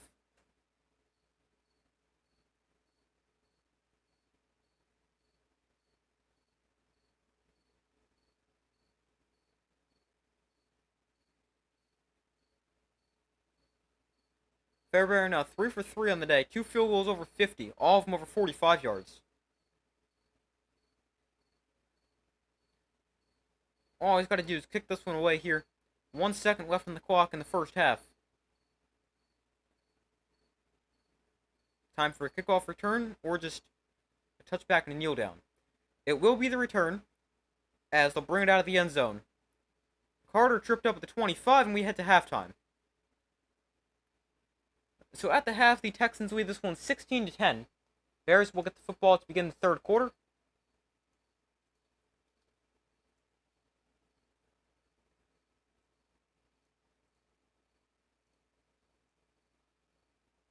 But it is a 16-10 Texans lead at halftime. The Bears get the second half kick, and I'll be back in a few minutes as I'm gonna go take a quick break as I do at halftime every game I stream. And yeah, I'll be back in a minute.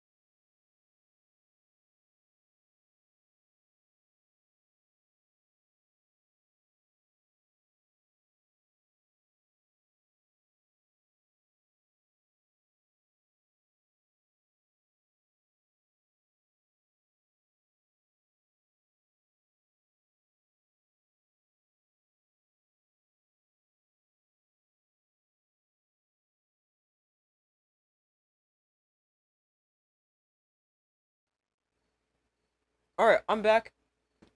Thank you guys for staying with me as I took a quick break. But the Texans lead the Bears 16 to 10 at halftime. A a pretty good first half.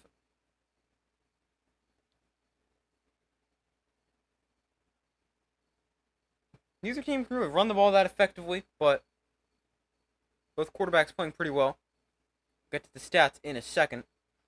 But as far as my updated score prediction for the game goes, after seeing this first half, I originally said the Texans would win 26-14. Let's go Texans.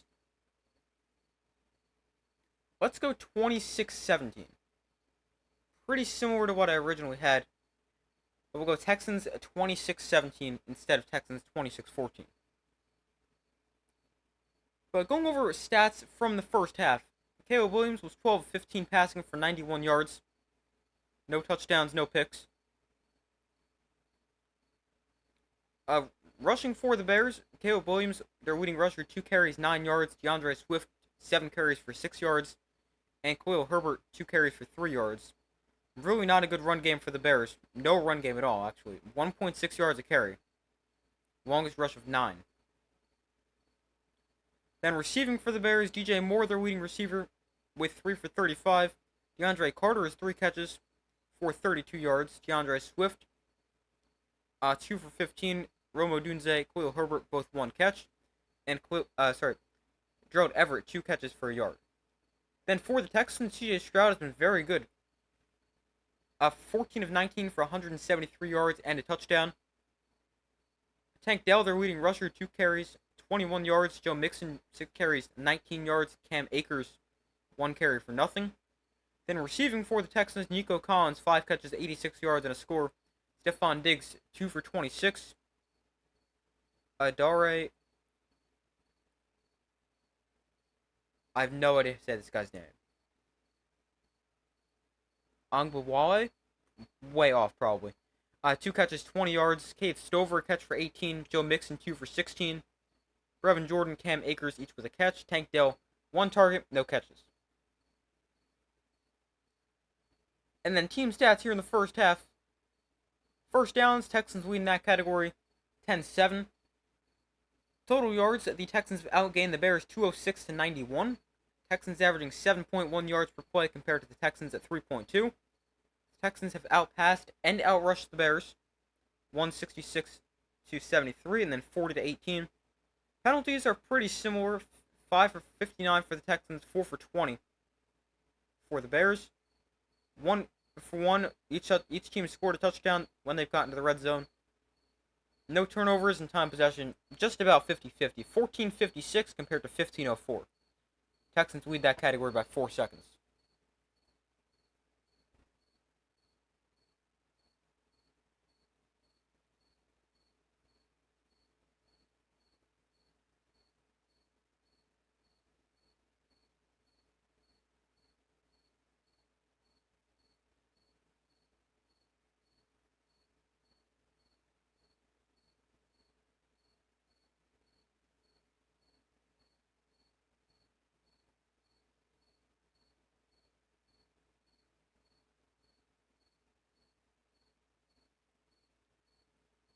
Hold on 1 second, I just want to check something real quick.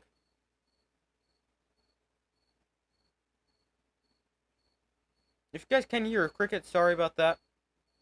I'm not sure if the mic picks it up or not. Let me see, I can take a guess. It doesn't look like it, but I'm not completely sure. Sometimes it doesn't look like the mic picks it up, but it does.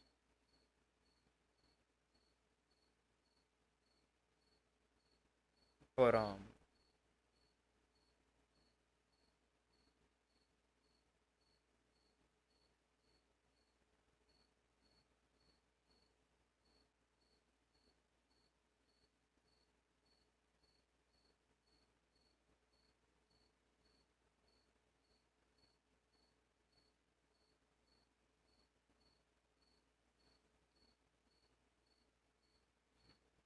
73 rushing yards in the half.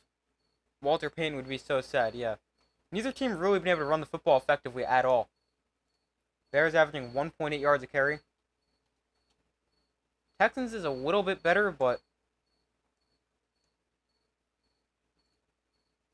it's really just because Tank Dell is like 30 yards on a couple of carries. But neither team been able to run the football effectively. Also, very pass first approaches for both teams. When you combine the two teams, we've seen, what is that, 34 pass attempts compared to 20 rush attempts. Well, I mean, it's worked, so. But wonder if any team can be able to run the football down the stretch, and that could be a deciding factor in this game. Because, I mean, 6-point game at the half.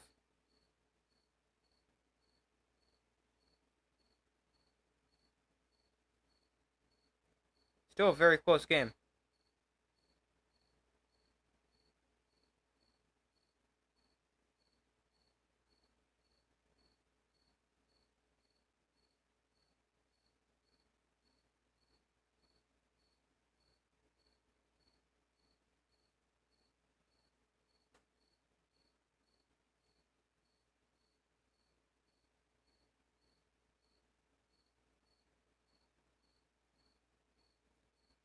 So, still waiting for them to come back from commercial. The half is set to start somewhat soon. Been a halftime for a little bit. Yeah, the half should start somewhat soon.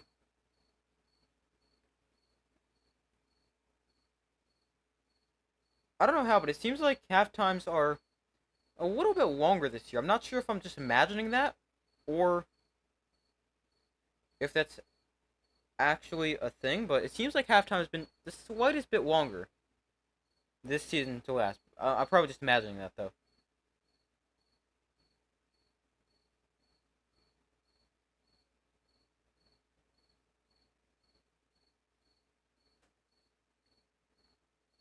Caleb Williams is 9 of 10 for 62 yards on quick passes.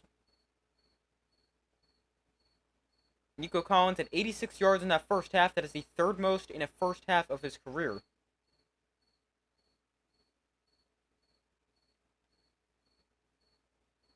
And Keami Fairbairn is the first player in NFL history with 5 field goals of at least 50 yards in a 2-game span. He's made 2 of them tonight.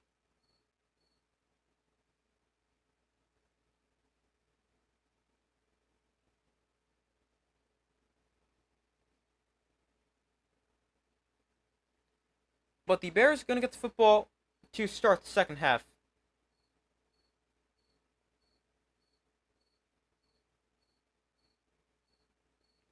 Fairbairn sends it away. And the kick is a touchback. And the Bears offense will take over at the 30-yard line. I keep doing that.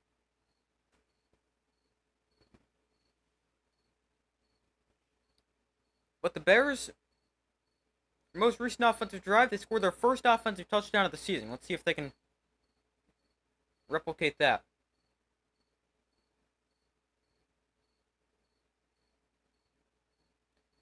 So 1st and 10 from the 30 for the Bears.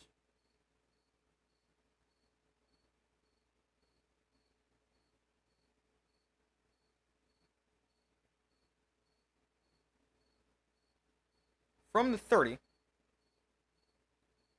Williams looks to throw, has time, throws underneath, caught by Cole Kmet, his first catch of the game. Picks up about 4.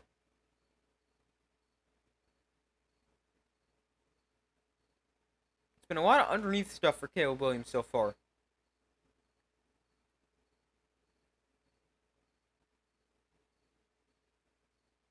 Same thing here. It's been a 3-yard pickup here. It's been pretty similar. I'm not necessarily 3 yards every time he throws, but pretty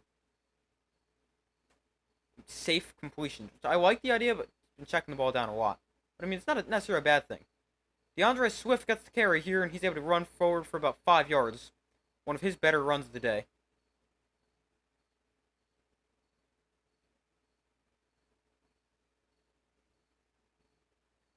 So here is a 3rd down and about 2 for the Bears.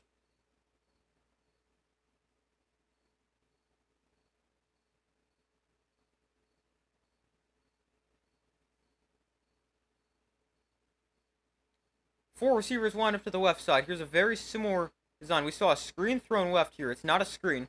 Williams now going to take a shot down the field. Open receiver incomplete. DeAndre Carter went a little too far. And the Bears going to be forced to punt.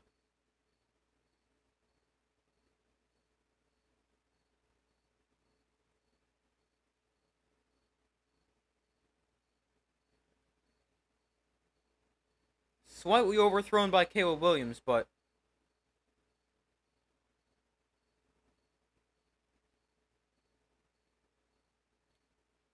missed opportunity for the Bears.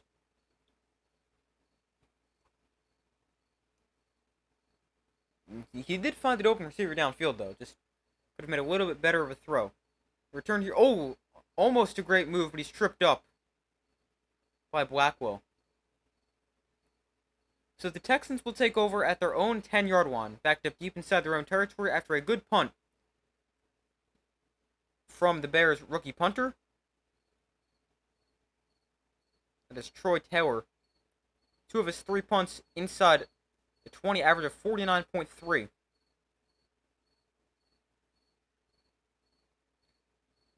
He obviously has a lot of experience punting. He's a 27-year-old rookie. And also played on Iowa the past 4 years. So obviously they're a team that doesn't really have an offense, just punts the ball after punts the ball after punts the ball. But he was very good as a punter at Iowa, and now, nice punt there.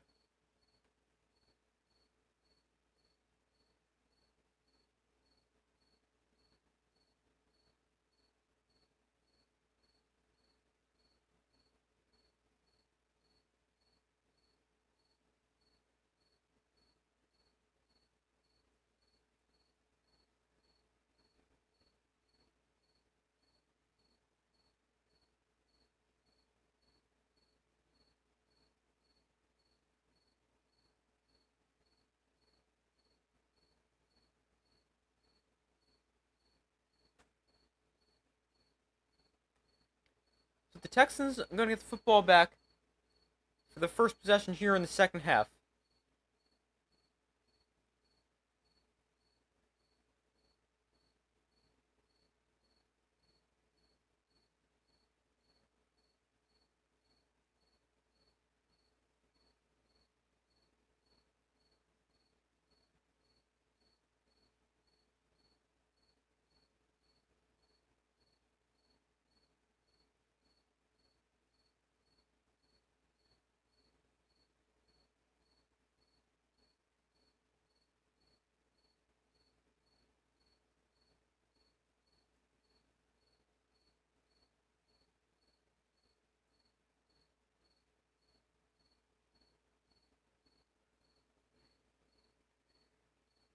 Alright, now they're back from commercial.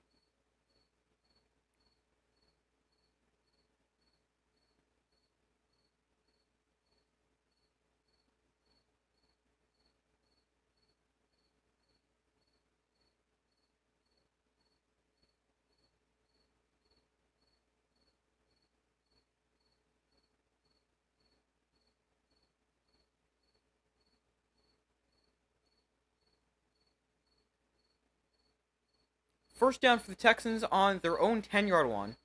Both quarterbacks played pretty well so far. Stroud has been very good, 173 yards in the first half. We'll toss this to Mixon running left, and Mixon not much space running to the short side of the field. He gains 2.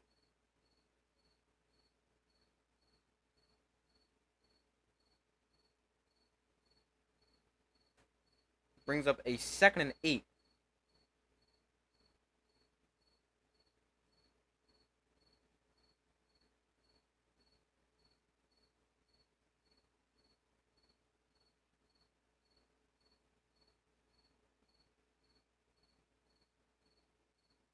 Oh, we got an injured...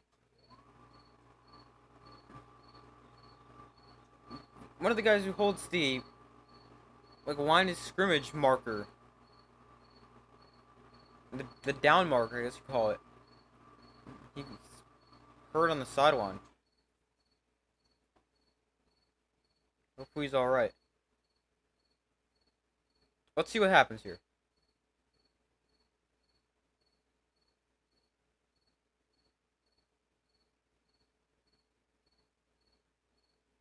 He wasn't even involved in the play. He tripped over the little yellow yard marker.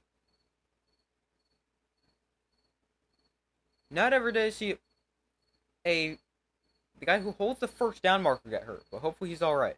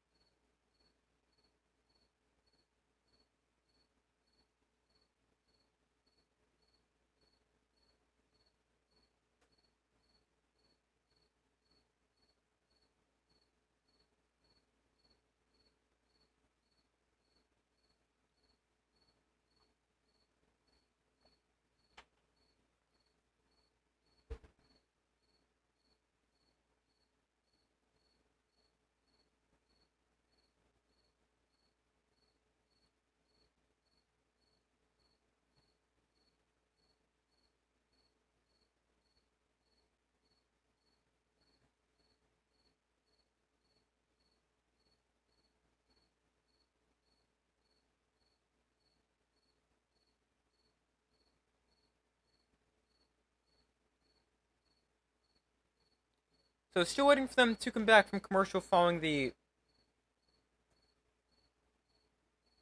down marker holder getting hurt. Hopefully he's alright, obviously. Never want to see anybody get hurt.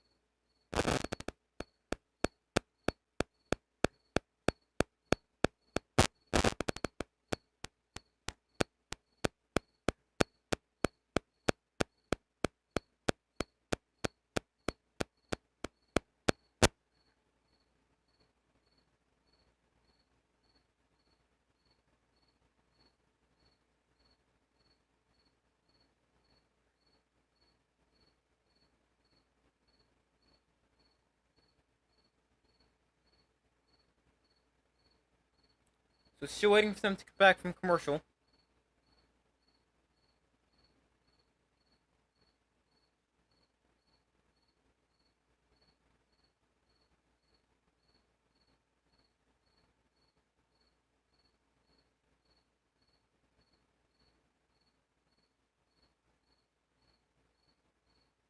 Alright, now they're back from commercial.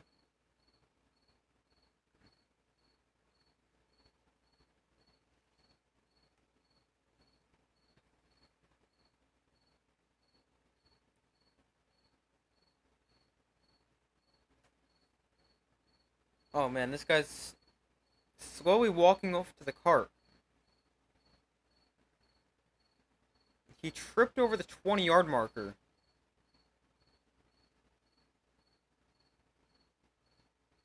And fell backwards. Hopefully he's alright. But I wonder if there's got to be somebody else to hold the first down marker. I mean, I've never seen this happen before.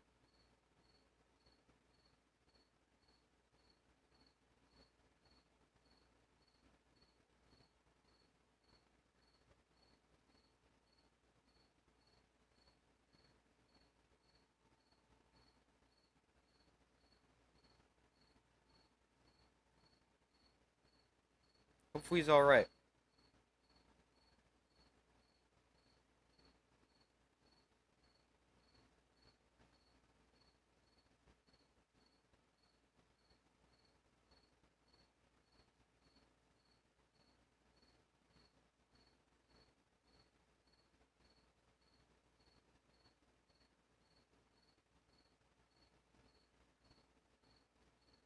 So he gets put on the cart and he'll get carted away.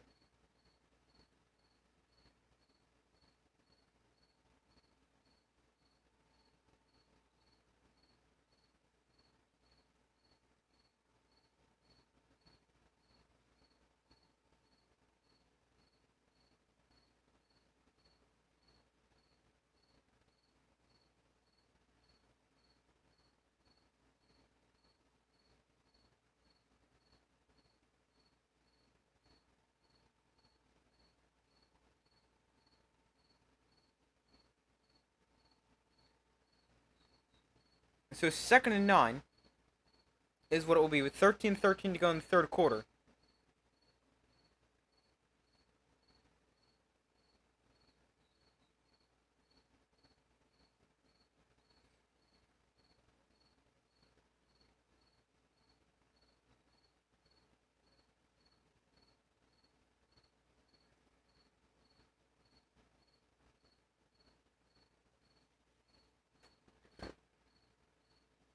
So this guy gets carted off. Hopefully he's okay.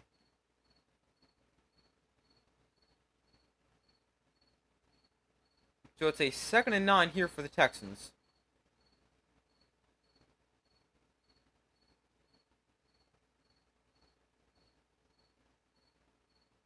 From the 11-yard line, after a 1-yard run by Joe Mixon on first down, 2nd and 9 from the 11. Stroud looks to throw. Throwing quickly, that's caught by Nico Collins. Nico Collins with the first down. Pick up a 15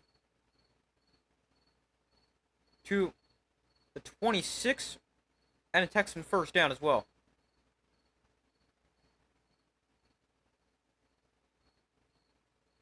Nice throw and catch from Stroud to Collins.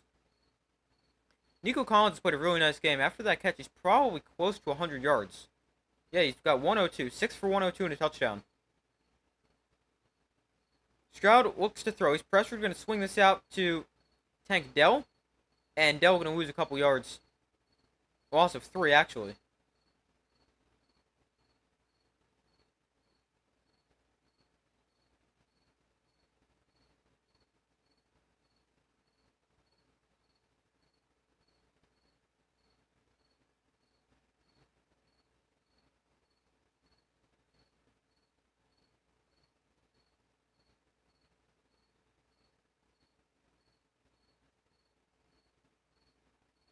So 2nd and 13.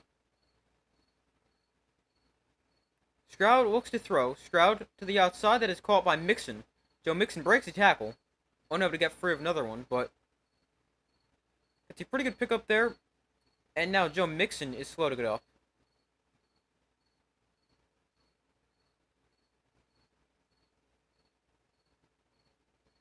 Let's see what happens here.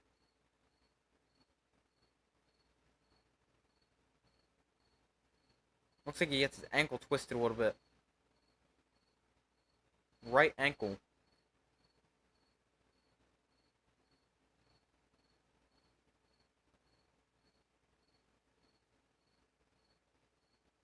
Hopefully he's alright as he heads on into the medical tent. 3rd and 4.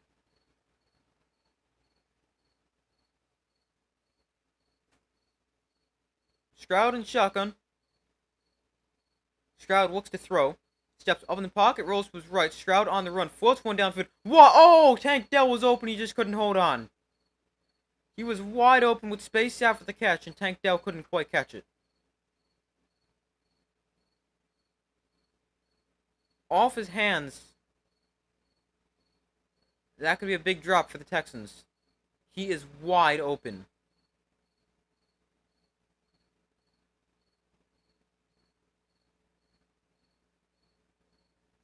So 4th and 4. And a punt here for the Texans. Tommy Townsend on to punt for the second time. Bears come after it. Don't block it. This will bounce. And it's a great punt here for Townsend, as it's going to bounce and be down at the 7-yard line. What a punt for Tommy Townsend in his first year with the Texans after spending the past few years with the Chiefs. Great punt. Backs the Bears up deep inside their own territory.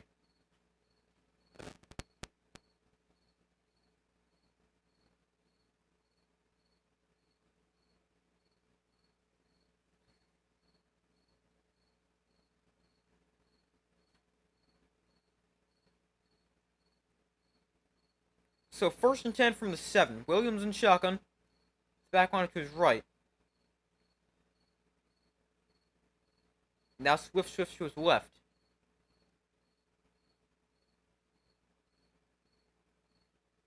Williams looks to throw.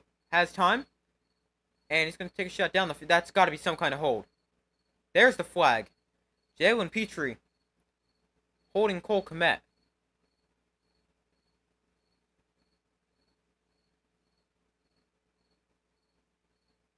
The Texans are going to say uncatchable, or try to, but that is interference. I think you could also call that, well, no, holdings before the pass was thrown.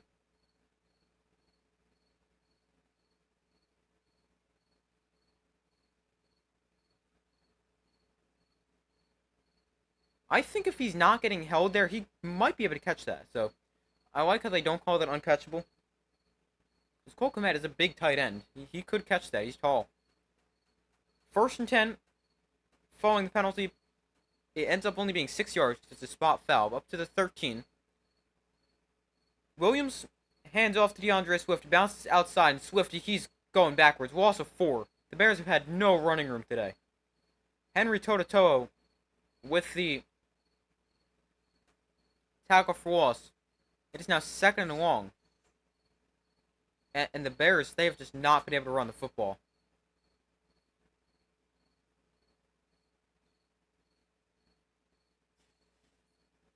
I mean, I don't love the decision for DeAndre Swift to bounce this outside. He might have... He has a small lane with the way the play is designed with the behind the center, but I don't hate it. Don't love it either. 2nd and 14. Williams off play action. He's pressured. Off his back foot, launches downfield, incomplete. Odunze, the receiver in the area, brings up a 3rd and 14.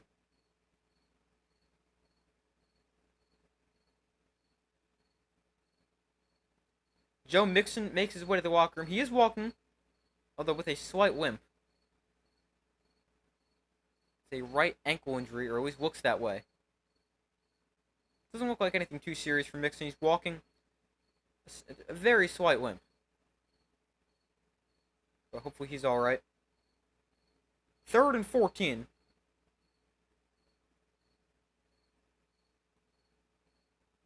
Williams, against the blitz, he steps up in the pocket. Williams escapes 1 sack, rolls to his left. Caleb Williams going to tuck and run. Caleb Williams, he's short of the line to gain. But that's what we've seen him do quite a bit during his time at USC. Extend the play. Not quite able to pick up a 1st down there, but Caleb Williams escapes a sack from Will Anderson Jr. Then able to scramble for about 10 yards, although it's just 2nd and so long.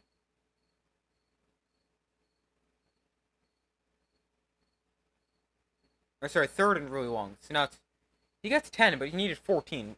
It's 4th and 4, and Troy Taylor will be on to punt again. Here's Taylor to punt this away. Another good kick. Drives him back to the 24. Although a lot of space on this return. A flag is down. Still on his feet. I don't know who this returner is, but he returns it to midfield. Sims, number 82 for the Texans, to midfield if it stands. We've got an injured Bear down on the play.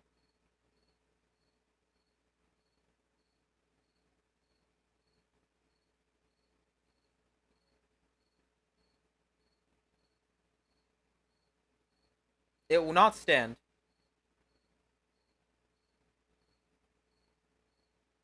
It's a hold on the Texans.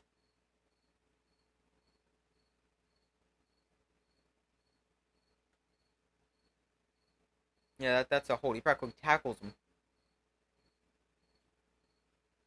So that wipes off the big return. And the Texans now with the football. 9:24 to go in the 3rd quarter. Let's see, where do they have the ball? Following the penalty. Not completely sure where.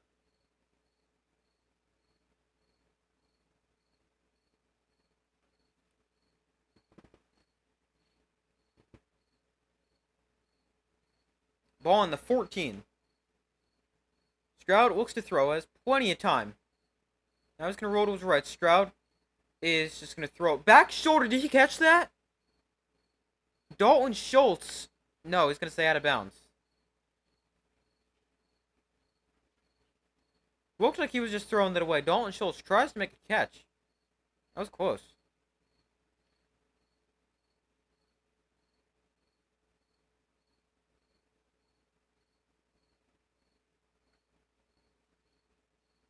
Oh, he dropped it.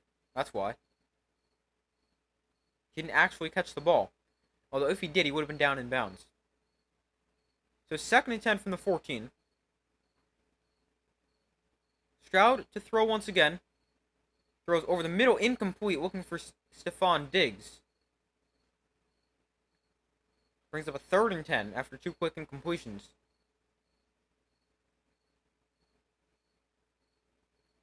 I mean, it's what the Texans have to do, especially without Joe Mixon now. The run game with Mixon hasn't been that effective. That's the one bad thing about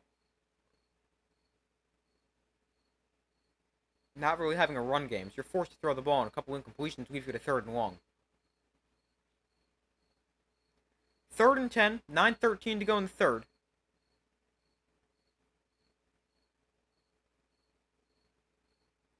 From the 14-yard line, lots of early movement there.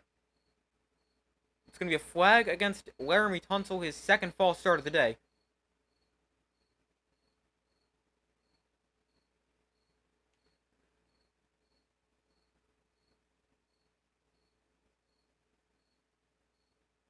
So Laramie Tunsil called for the penalty, his 2nd false start of the day. He had 2 last week. Although Laramie Tunsil not the only player who moved early. Kenyon Green, the left guard, also early movement, but Tunsil called for the penalty.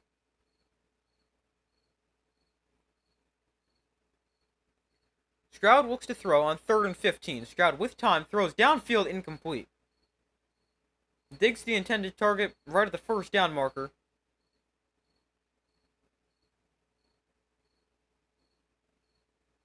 And it brings up 4th and 15.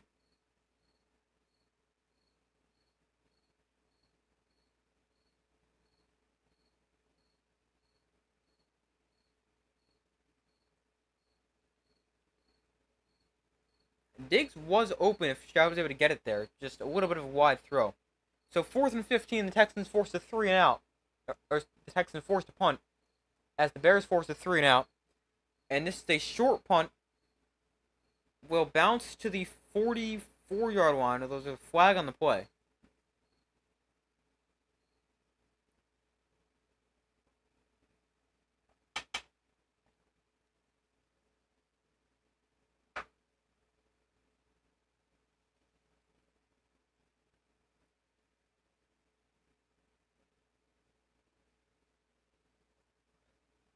This time we got a hold on the Bears.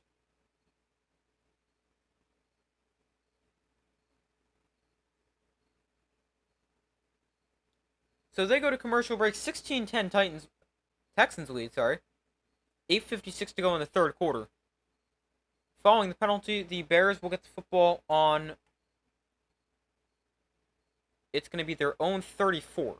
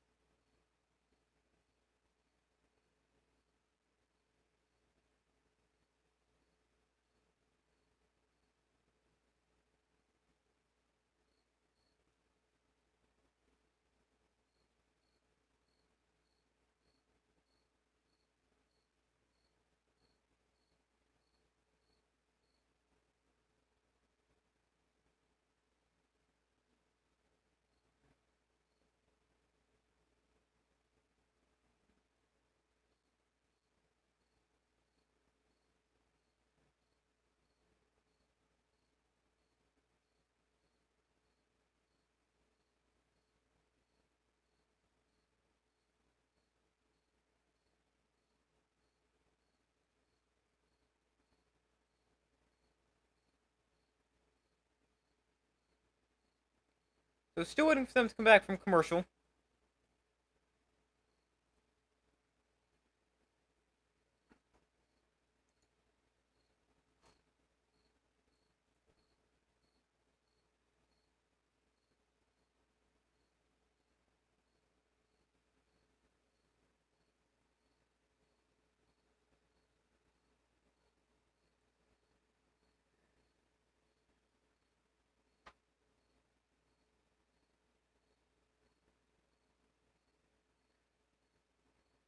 Caleb Williams, when he hasn't been blitzed, has been very good today. 11 of 12, 80 yards. Although, problem, the Texans have blitzed 41% of the plays, where Williams is just 2 of 6 passing.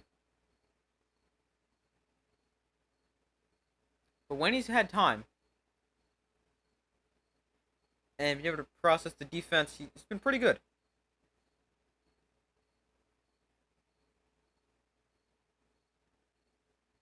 We got to delay a game here. It'll back the Bears up 5.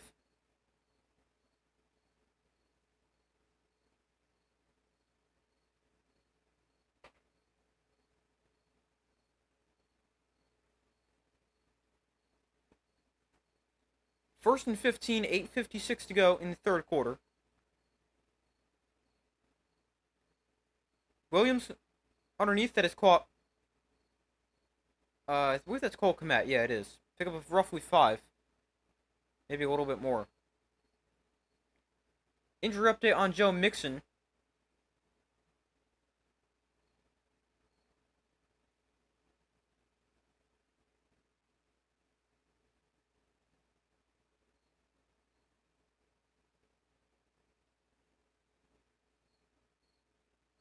Joe Mixon is questionable to return with a left ankle injury.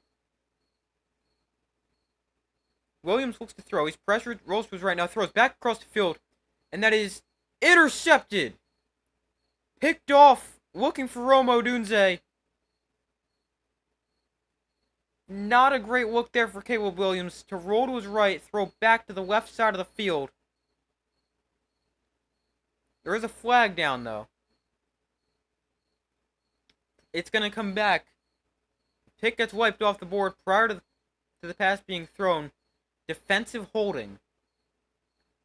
So it's going to remain Bear football, and it's an automatic Bear first down as well.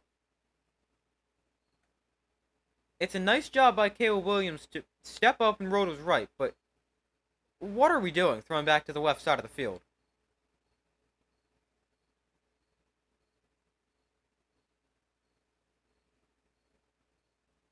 That is not what you want to do. If he wants to take a shot downfield, he's got 2 receivers running vertical routes on the right side of the field.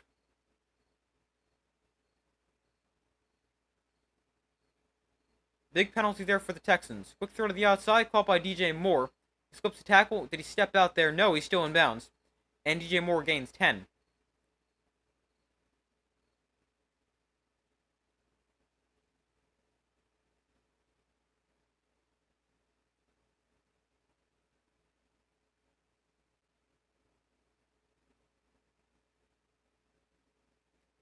DJ Moore had a huge year last year. And it's been not too big today. Been pretty quiet, but nice catch and run of 10. Signed a 4-year, $110 million contract extension in the offseason.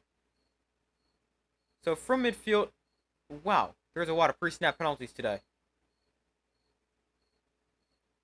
False start on the Bears. 64, I believe that's Braxton Jones. No, it is not. Never mind.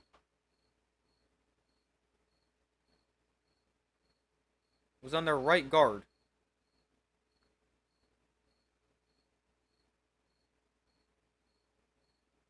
Is Jones 74? I don't know. I may have made that up. First and 15. Williams rolling right. He's just going to take this and run. And he takes a big hit. No gain on the play.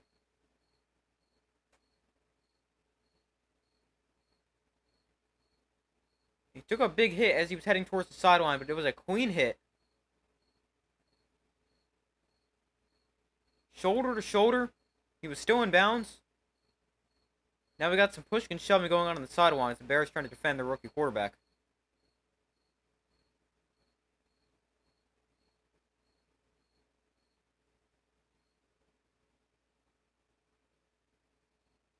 It wasn't even shoulder to shoulder. He just pushed him.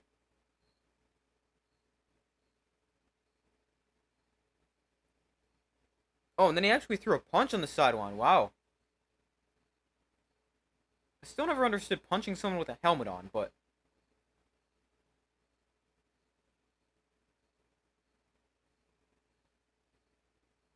not sure if they caught that one.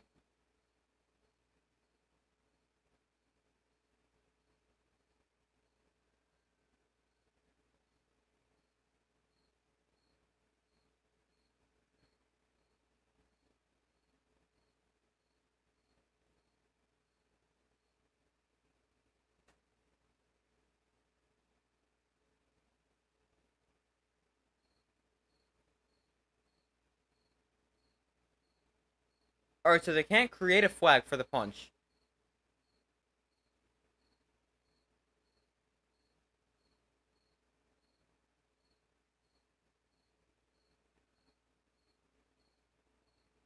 Here's a swing pass out to DeAndre Swift. One-handed catch. Swift across midfield. DeAndre Swift. Nice 8-9 yard pickup.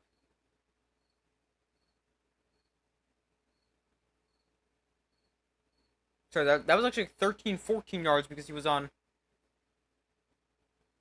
That was 2nd and 15. But they were just explaining that he should have been thrown out for that, throwing a punch there. But he's not because they miss it.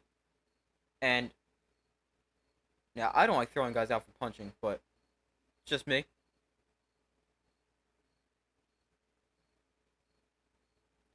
3rd and 1.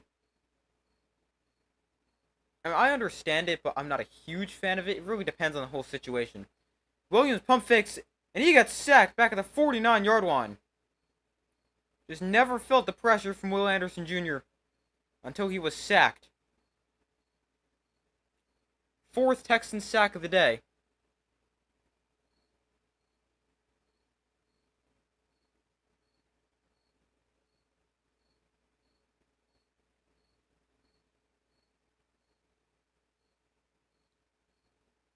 The blocking design there is they try to have Cole Kmet come over from the right side to the left side of the formation and block, and that's not going to work against a good edge rusher like that. Here is Troy Taylor to punt. This is a shorter kick, and it heads out of bounds near the 20. Not his best punt.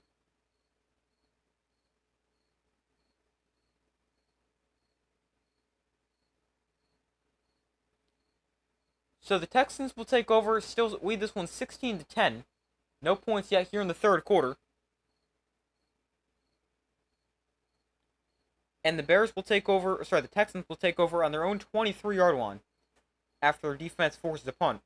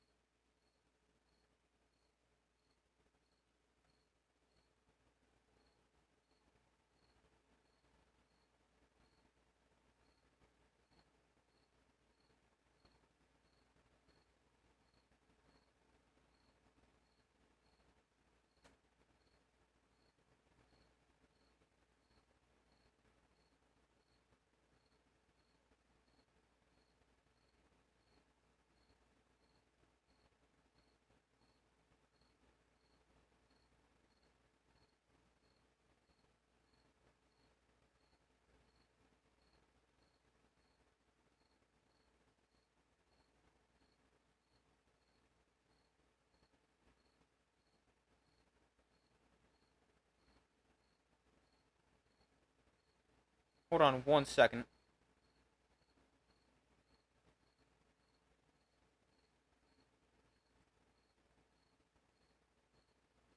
So still waiting for them to come back from commercial.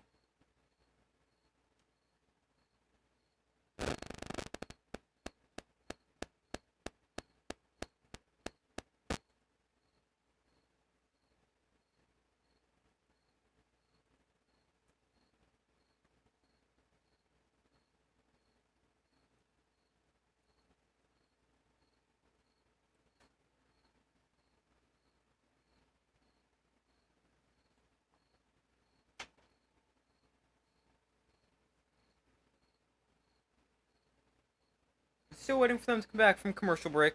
The Texans with the ball on their own 23. 5:27 to go in the third.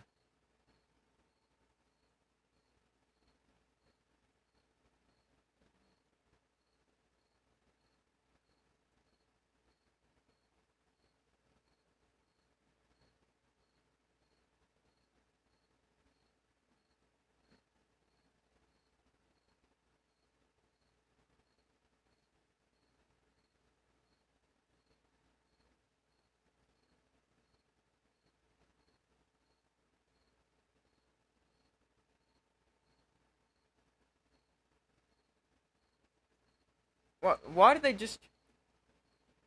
I was waiting for them to come back from commercial, and they never did. Eventually, they cut back and missed a couple plays. But sorry about that.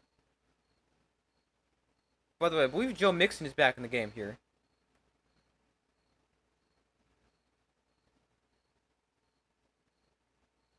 No, maybe that was Cam Akers.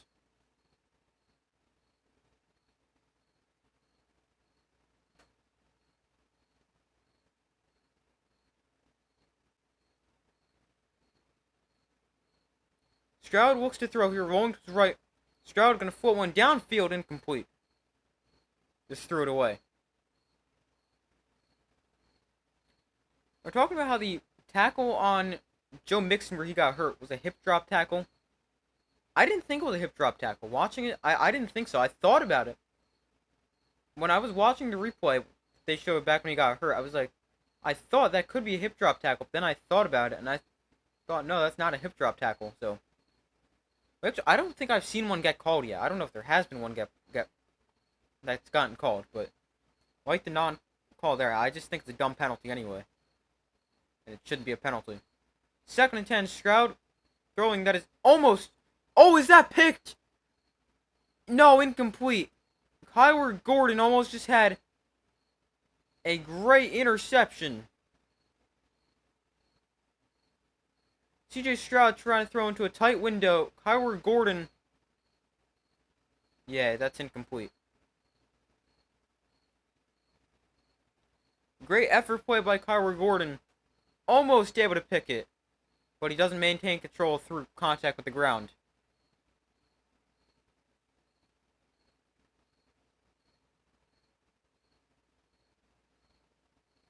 Almost a spectacular interception.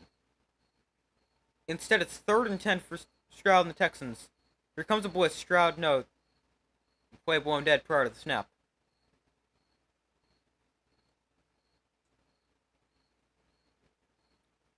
Yo, Matt Eberflus needs to learn how to challenge something. The 2 plays he's challenged have not been close. This is a incompletion. It's really not that hard to see why.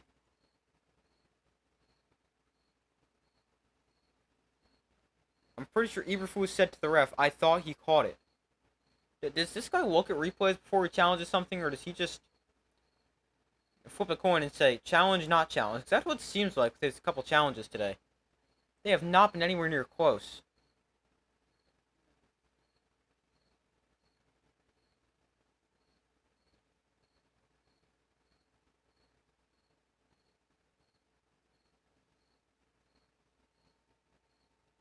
But they go to commercial while they review this. It's really not...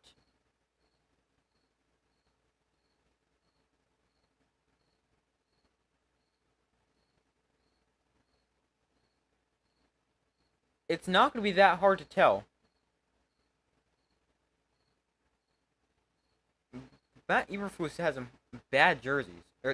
Sorry, bad Bad challenges. I just read the word jerseys. That's why I said that.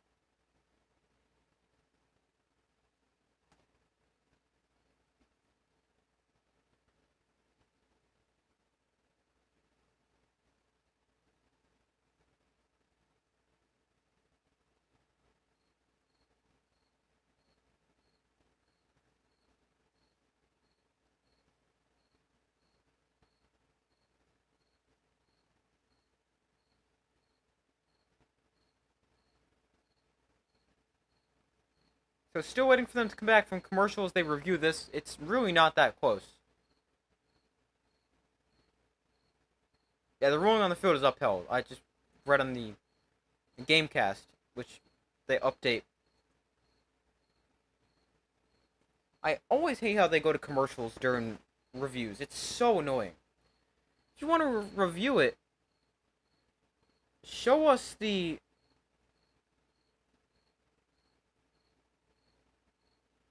actual review while the ref is looking at it. I don't. I hate when they go to reviews, go to commercial during reviews. Let us see the entire thing. They'll show us like one look before they even take a look at the play, and then they go to commercial. No, show us all the different angles the ref gets to see, and we can make our own judgment. And then we can either agree with what the ref decides or disagree. Hate how they do that. It's a 3rd and 10. It was a great effort by Kyler Gordon, but it's clearly incomplete. The ball literally returns over when he hits the ground. And it's not like it spins a little, it flips.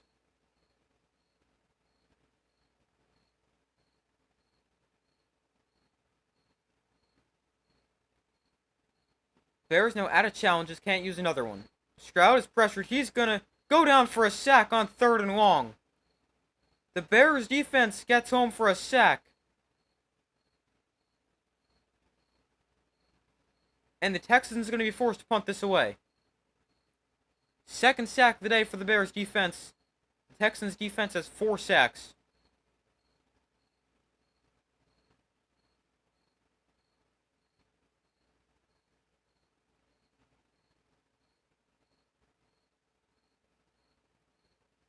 So here is Townsend on to punt. His punt is fair call at the... Did he not call fair catch?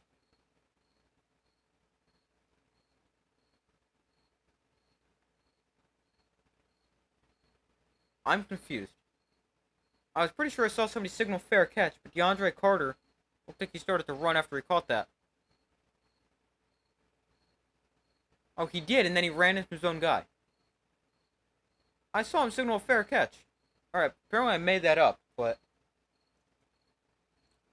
Bears now with the football, 1st and 10.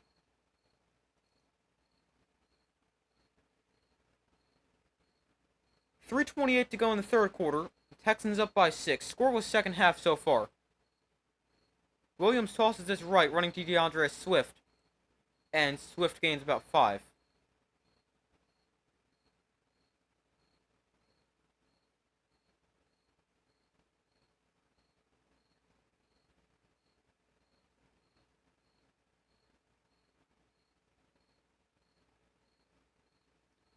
So 2nd and 4 from the 40. Another run with DeAndre Swift. This time nowhere to go. And he gains maybe a yard. Flag is on the foot as well.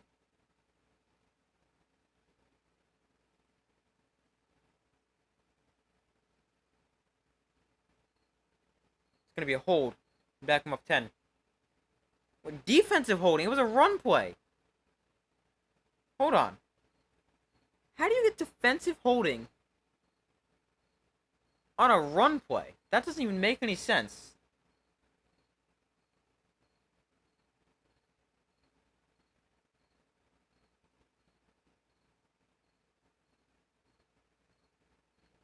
Does not make any sense at all, but... Defensive holding on a run play. Never understood that call. And they're not even going to show a replay here. First and 10. Another toss to DeAndre Swift, this time running left, and Swift forced it out of bounds at the line of scrimmage.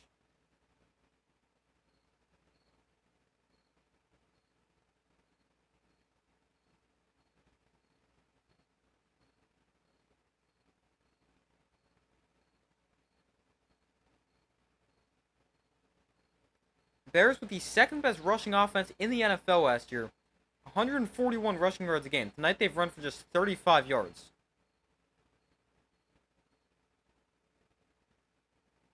Here's a 2nd and 9, 2 minutes left in the third. Williams looks to throw. Here's a swing pass to DJ Moore. Moore's got some blockers, and flag is down. He gains about 2.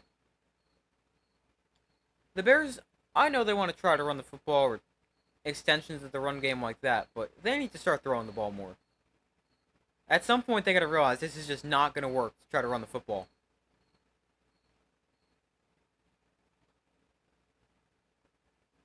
Another hold on the Bears. DeAndre Swift called for the penalty.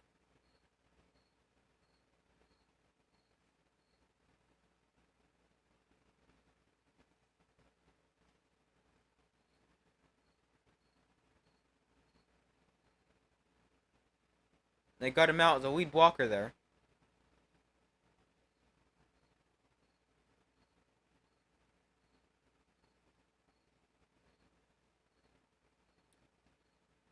Eight Bear penalties, 50 yards, 90 yards on 10 penalties for the Texans.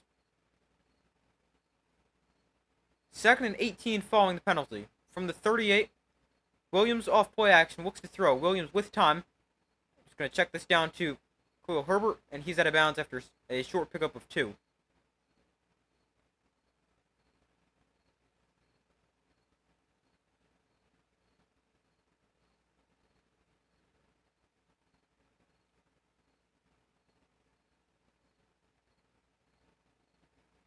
So here's a 3rd and 16.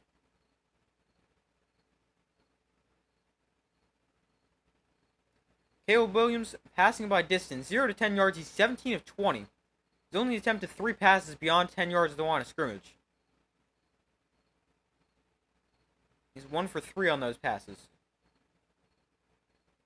Williams looks to throw. He's going to take a shot down the field here on 3rd down. That is intercepted. Picked off by Derek Stingley Jr.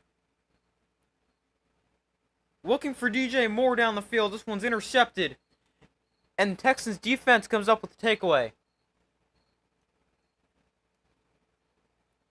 First career interception thrown by Caleb Williams.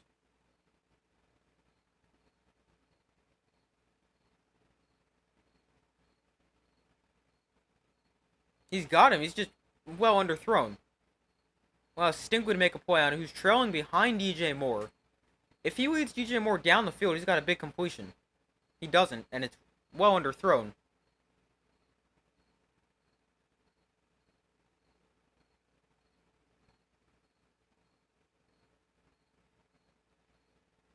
So the Texans get the game's first turnover, or force the game's first turnover. Now they've got the ball. Joe Mixon is back in the game.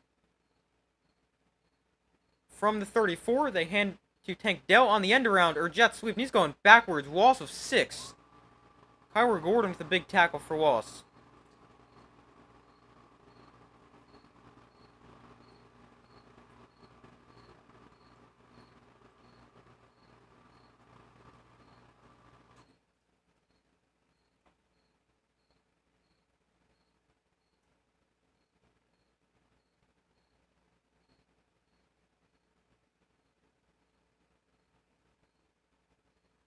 Second and 15. Stroud and shotgun. Look to throw. Stroud throwing quickly, caught by Diggs. And Diggs picks up 7. Make this a 3rd and roughly 8. But that 3rd down will be the first play of the 4th quarter. So 16 to 10, the Texans lead this one. And they have a 3rd down upcoming as we enter quarter number 4. This game feels like it's taking forever. We're just heading to the 4th quarter. This game's taking awfully long.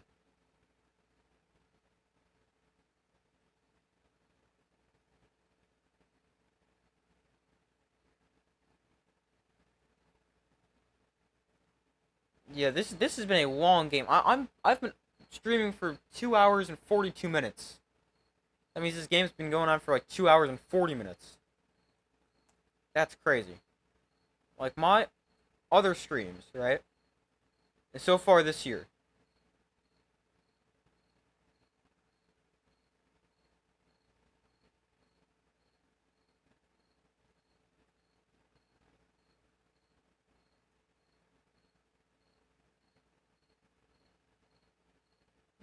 my other streams so far this year, it was 2 hours and 55 minutes the entire stream for Jets 49ers. This has been essentially that in 3 quarters. The Lions Rams Sunday Night Football last week was 3 hours and 22 minutes, but that went to overtime. And then I was 3 hours 26 minutes on the season opening stream of the Chiefs and Ravens.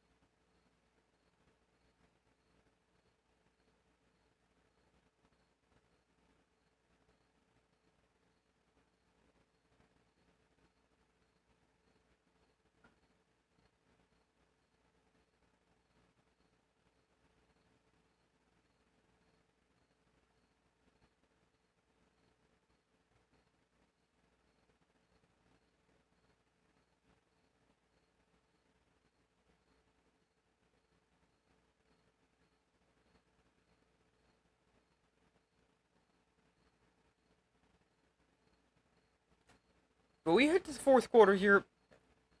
The Texans with a 3rd and 8 on their own 36-yard line. They lead this one 16-10.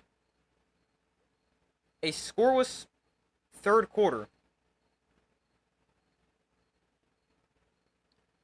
Oh, what's up, bro? You're late. Just got home. How am I? I'm good. How are you?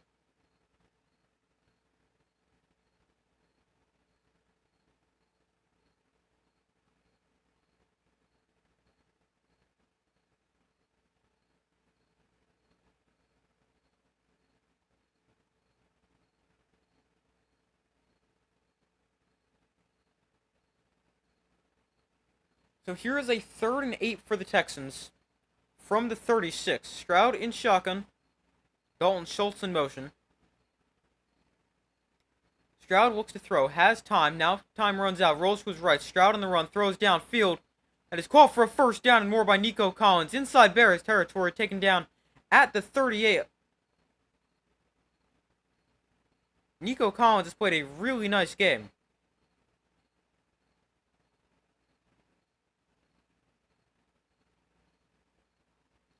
CJ Stroud has made a number of these plays, rolling out to his right and delivering a strike downfield, extremely accurately as well.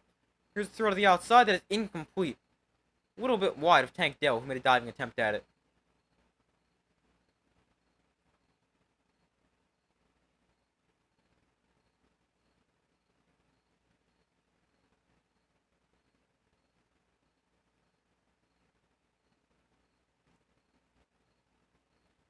Second and 10 following the incompletion. CJ Stroud now 20 of 32 for 233 yards, a touchdown, no interceptions. Nico Collins has 128 of those yards and his touchdown on 7 catches. Here's a 2nd and 10 from the 38. Stroud hands off to Joe Mixon, up the middle for a pickup of about 3, maybe 4. Mixon ran for over 150 yards in the season opening win over the Colts. Hasn't found that kind of success on the ground today.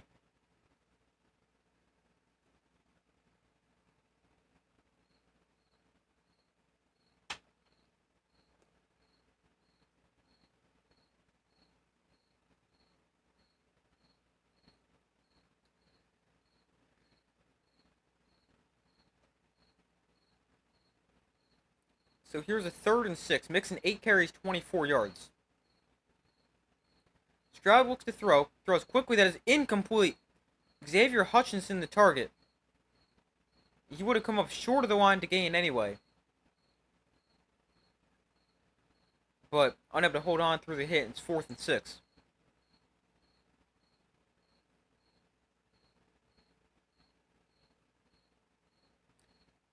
So 4th and 6, here is Kiami Fairbairn.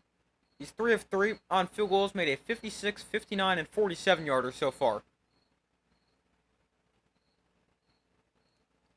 To make it a 2-score game and give the Texans a 9-point lead. Fairbairn from 53. And his kick is on the way, and he got it. Fairbairn, another 50-plus yard field goal. That's his third of the day. He also made 3 50-plus yarders last week. And Kiami Fairbairn, what a game he's playing, and what a start in the season he's got off to for the Texans.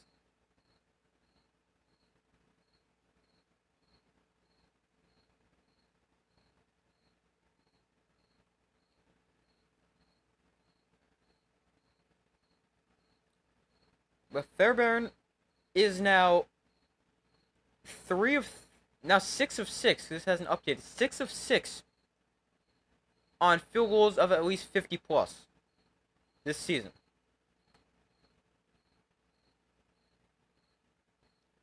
In his career, he's always been pretty good from above 50.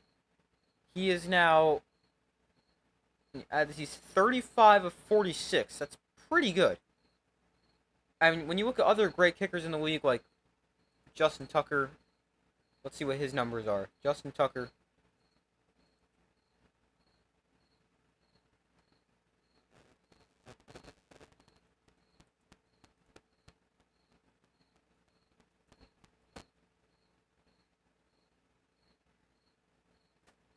Hold on 1 second.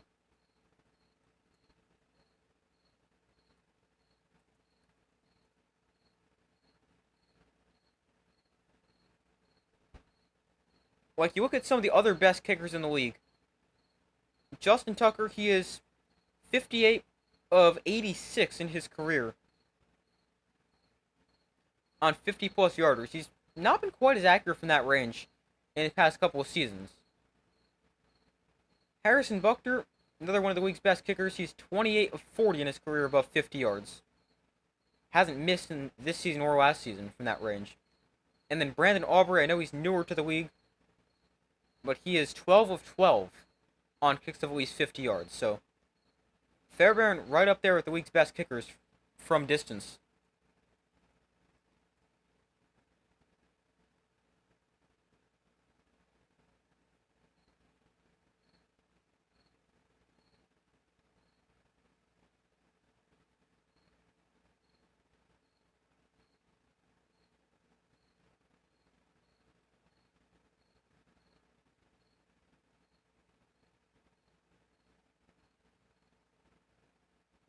So, still waiting for them to come back from commercial break.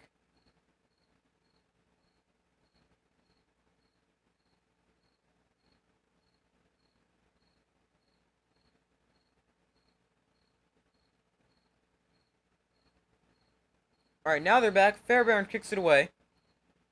And this will be a touchback as they take a knee in the end zone. And Caleb Williams and the Bears offense take over at the 30. Texans capitalize off his turnover before and kick a field goal. It's now 19-10. It's a 2-score game. Bears offense hasn't looked too good. I think they need to throw the ball a lot more. But when they have thrown the ball, it's been a lot of, not necessarily quick stuff, just checkdowns. A lot of checkdowns from Caleb Williams. Isn't necessarily a bad thing. Obviously, you want a quarterback who knows when to check the ball down, but he's just been very check down happy. First and 10 from the 30. Williams, here's a swing pass. Oh my, what a hit by Jalen Petrie. Big hit on DeAndre Swift makes him lose 5.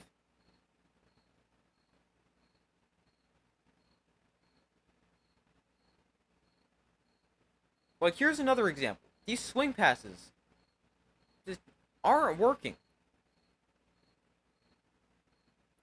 The Bears this game have needed more of a downfield passing game. Caleb Williams was throwing just 4 passes beyond 10 yards of the line of scrimmage. Williams is pressured here. He's going to escape that sack. Roll to his right. Throw downfield. and throw a pick. Caleb Williams' second pick of the game is intercepted, and the Texans again take over with excellent field position. Williams throws picks on back-to-back drives.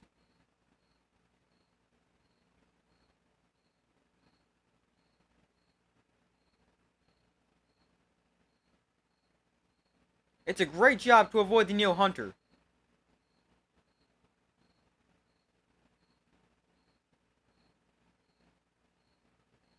But then the throw from Caleb Williams is not great. It's underthrown looking for Cole Kmet. And you just, sometimes, from what I've seen, when he gets outside of the pocket, he tries to do too much and force it downfield.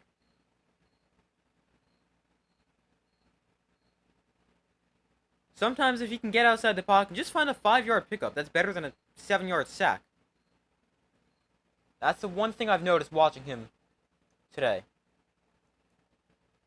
1st and 10 from the 43. Here's the handoff to Joe Mixon. He gets a block, but overall only 2 yards.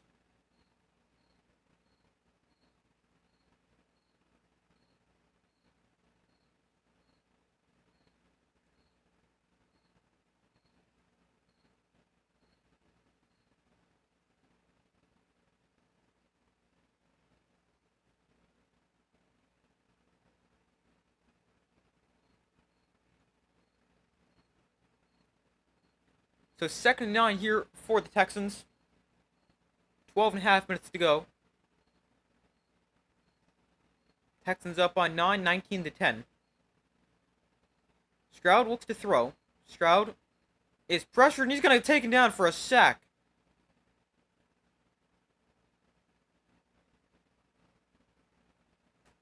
Stroud sacked. It's going to be a 3rd and long here for the Texans. I feel your team isn't going anywhere for a long, long time. I assume you're a Bears fan?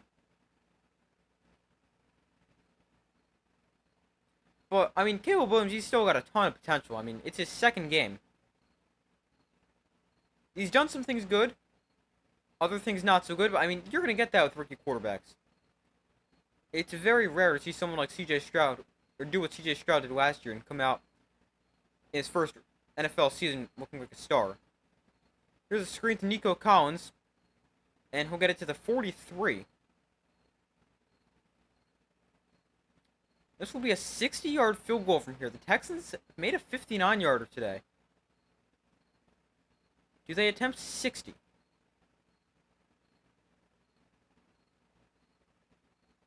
It's 4th and 10. No, they're going to punt.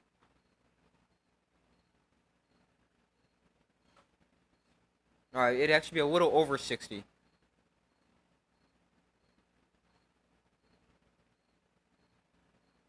Be caught on the fly at the 6-yard line.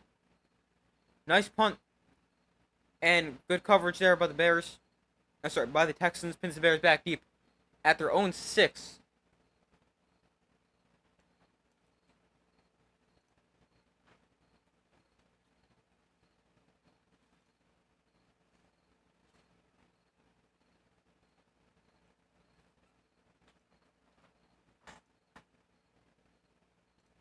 So a good drive there by the Bears defense.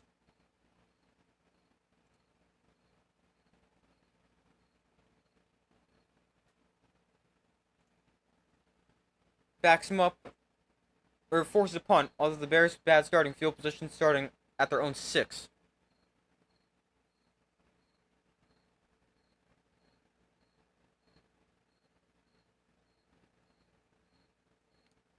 Caleb Williams now has thrown 2 picks. He's 19 of 26 passing for 122 yards.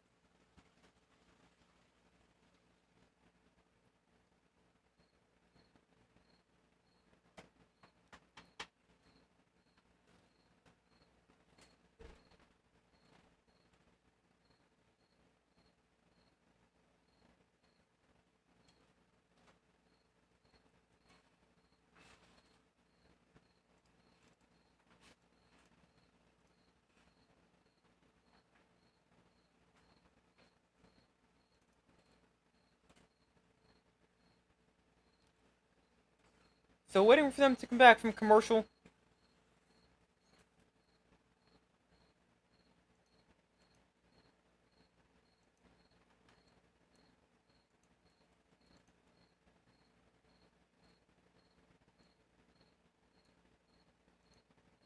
Hold on. This seems off for a minute. Hold on.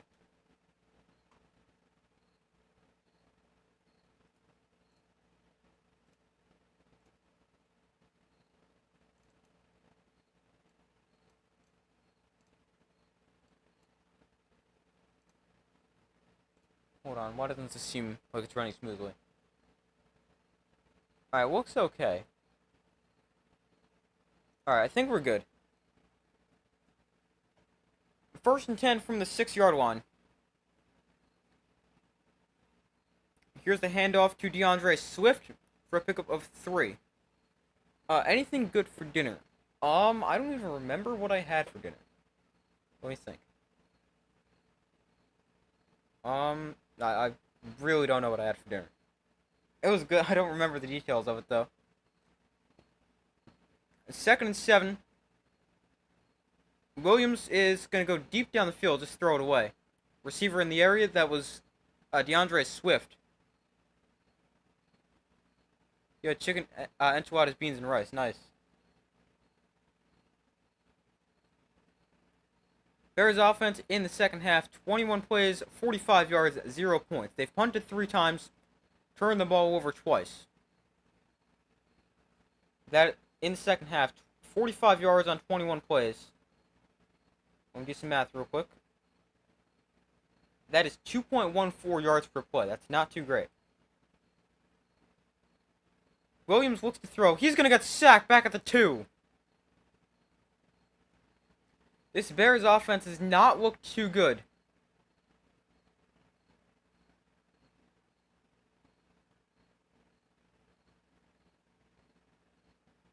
Several sacks on Caleb Williams today. 5 sacks. Not sure if... Yeah, that just updated. 5 sacks. And the Bears as a team today are averaging 2.6 yards per play. So 4th and 14 from the back of his end zone. Taylor punts this away. And the Texans will get the football. Returned here by Sims. Cuts up the field. And to the 44.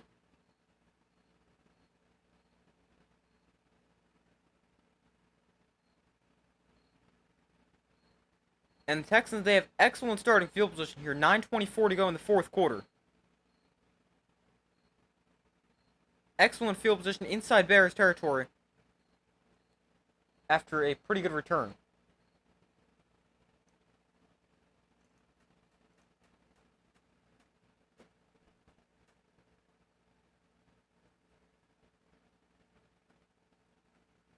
Stick a fork in the Bears. Yeah, they're not looking too good. Here's the handoff to Joe Mixon. He picks up about 8. I'm sorry, that was Cam Akers. I mean, it's not necessarily the Bears' defense has been terrible. The offense their offensive line hasn't played too well. They have had no run game to help out Caleb Williams. Hasn't been pretty.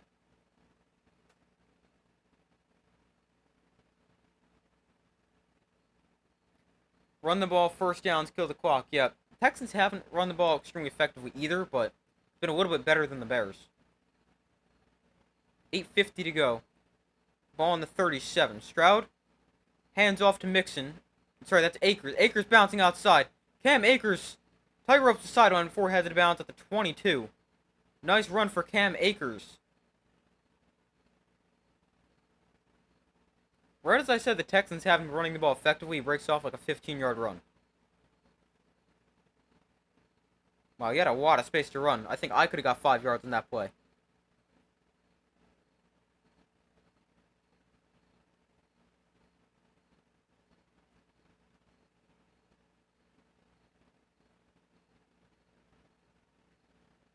Cam Akers, 4 carries, 27 yards in the game. From the 25, they go back to the ground with Akers, who'll gain a yard.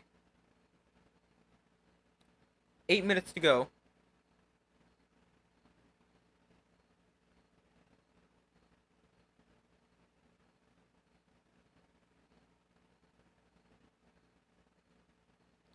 So here's a 2nd and 9.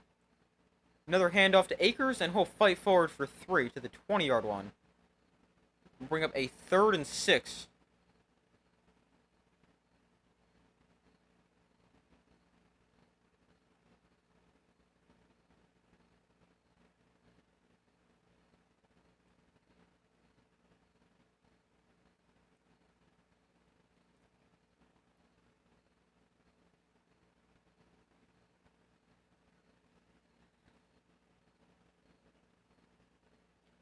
Texans definitely trying to run the ball, like you said a second ago. All plays this drive, run plays so far. As a team right now, Texans averaging 4.1 yards a carry on 18 carries, 73 yards.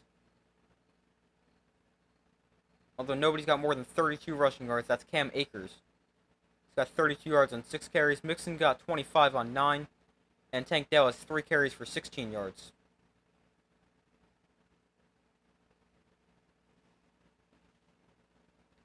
Stroud looks to throw here on 3rd and 5. Gets it out quickly. That's caught by Dalton Schultz. Schultz inside the 10. Dalton Schultz taken down at the 4. First down, Texans. Keeps the drive alive. And the Texans with a 1st and goal at the 4.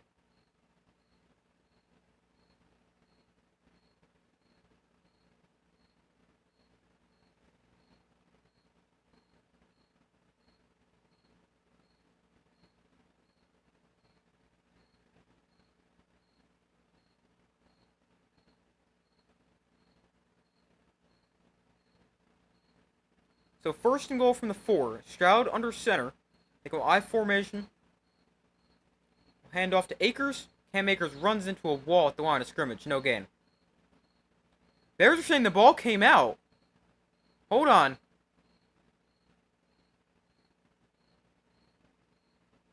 The Bears are saying the ball came out, and they have it. Did he fumble?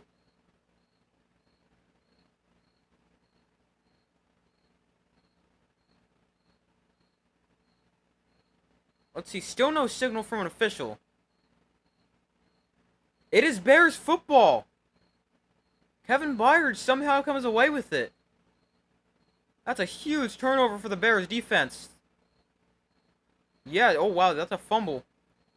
97 Billings, yeah, the ball hit his helmet. It is on the ground there. And then, yeah, Byard is able to get on top of it. Wow. It's Bears football after the fumble. That's huge. They needed a turnover in the worst way possible. Or just something to go their way, and they get it. In the form of a turnover in the red zone. That's big. That was a great field position already on the goal line almost. Yeah. Except they fumbled. What a bad fumble. Could have closed the game up. Yeah, that could be pretty bad. I mean, it's still a 2-score game, but the Bears, if they go down and score a touchdown, that's a big if, because they've done that one time this season.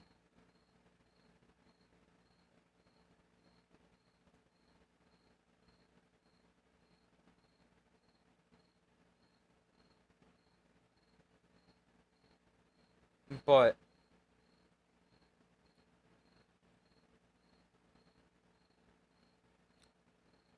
if they go score a touchdown, this makes things interesting here.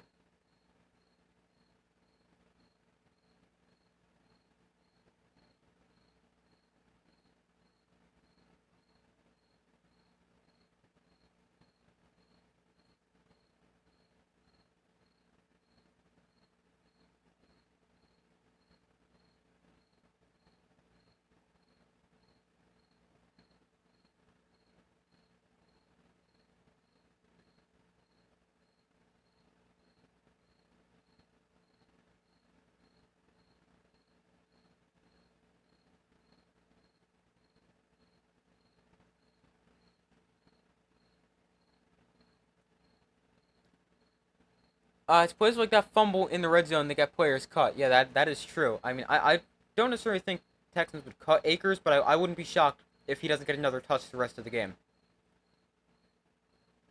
especially if you. Yeah, I understand what you're saying. Oh, I just read this stat about the Giants. The Giants are the first team in NFL history to score three or more touchdowns, allow none, and still lose in regulation. That is wild.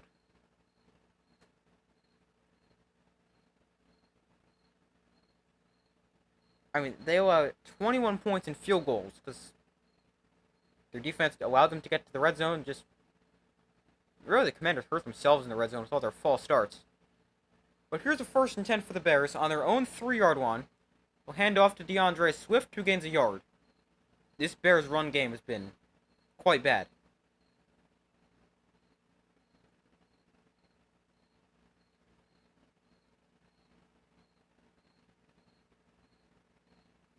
So here is a 2nd and 9 from the 4. Williams standing about a yard deep in his own end zone will look to throw. Williams throws downfield, that is incomplete, looking for DJ Moore. And that already brings up 3rd and 9.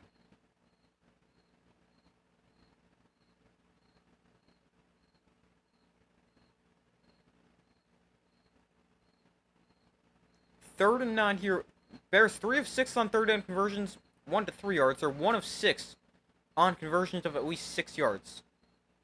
Actually, I think it's at 7 yards. So here's a 3rd and 9. Bears need to convert. 6 minutes to go exactly. 3rd and 9 from the 4. Williams looks to throw. Steps up in the pocket, rolling to his right. Williams going to take it and run. He's got plenty of space ahead of him. Caleb Williams to the 30 where he slides. That's a big scramble there for Caleb Williams. Boy, did the Bears need that 1st down.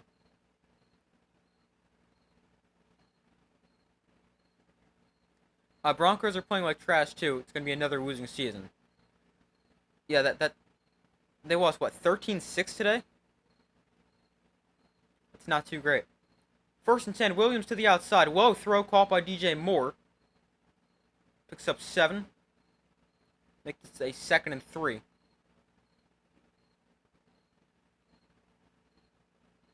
Yeah, I actually didn't see any of the Broncos-Steelers game. I just saw that the Steelers won in like a low-scoring game. Williams looks to throw here from the 35. He's going to launch way down the field. He overthrew his receiver by about 10 yards. DJ Moore, the target, brings up a 3rd and 3. I don't mind taking a shot there because it's a not necessarily 3rd and short, but it's 3rd and 3. This is a very manageable 3rd down. I like the attempt for a big play there.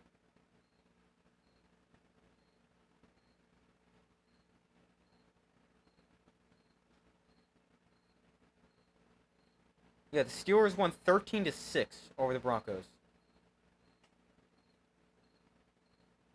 Yeah, I mean, with the Broncos, at least there's potential there with Bo Nix. I mean, there's potential. You guys could have your quarterback in the future. Williams pump fakes, now throws underneath, caught by a wide open Kmet for a 1st down. To the 47.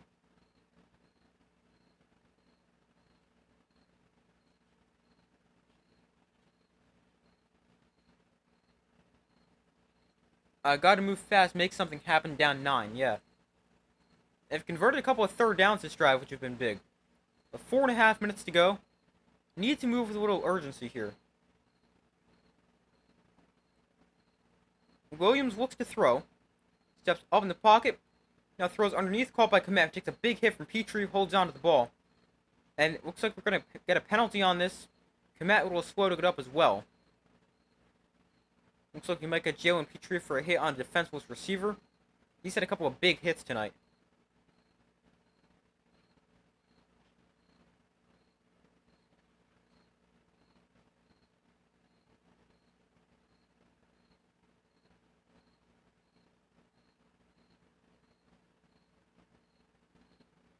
Now, I don't know what this is. It's not a helmet-to-helmet hit. I don't really think it's a illegal hit on a defenseless receiver. I mean, alright, yeah, there is no foul. Okay, I like that call.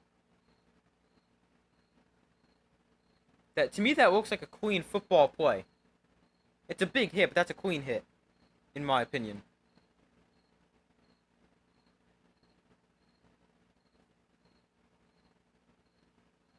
Second and 4. Williams looks to throw. Here comes a blitz.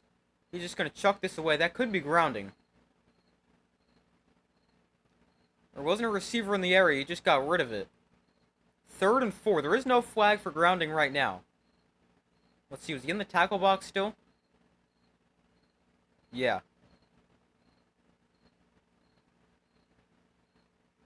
I think that should be a grounding call. He just chucks that away.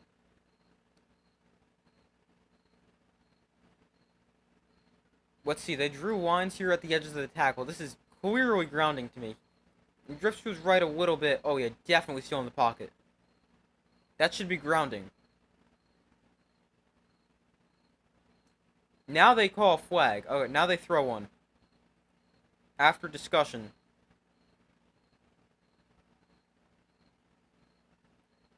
It's a spot foul, loss of down, so it's essentially as if he took a sack. 4:07 to go, Bears down 9.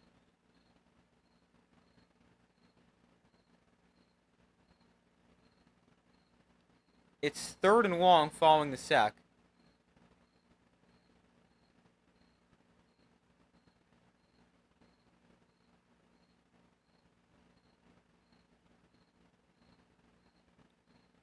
Fields needs to use his feet. It's actually Caleb Williams, but everything you said about him being mobile is same thing. Caleb Williams can definitely run. We saw it before. 3rd and 14. Williams looks to throw. Williams throws downfield. That is, off the hands of DJ Moore. He almost had it. We got a flag on this play as well. That was a great throw from Caleb Williams, just off the hands of DJ Moore. Couldn't quite haul it in. They're going to get a first down here as it's roughing the passer.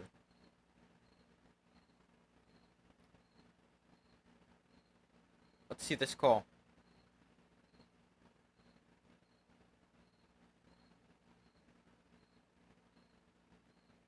Alright, he hits him in the head and kind of lands on him. I don't love the call, but it's understandable. Still don't love it, though.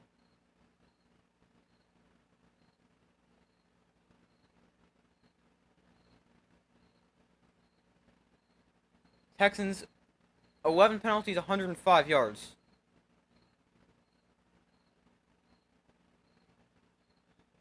From the 42, Williams looks to throw.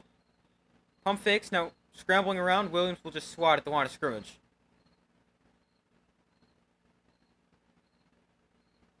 Under 4 minutes to go.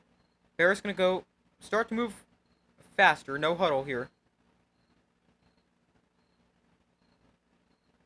2nd and 10. 2nd and 10 from the 42. There's a delayed give to Travis Homer, and Homer picks up about 6.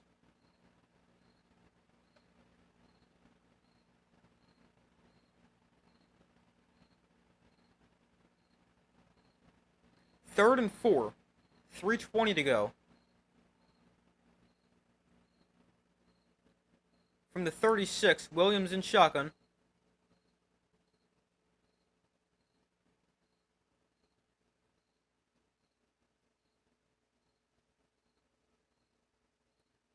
Here comes a blitz. Williams has time. Going to take a shot down the field. Incomplete. Looking for a back shoulder throw to DJ Moore. He's looked his direction a lot. Just hasn't been able to find him. This is a 4th and 4 here.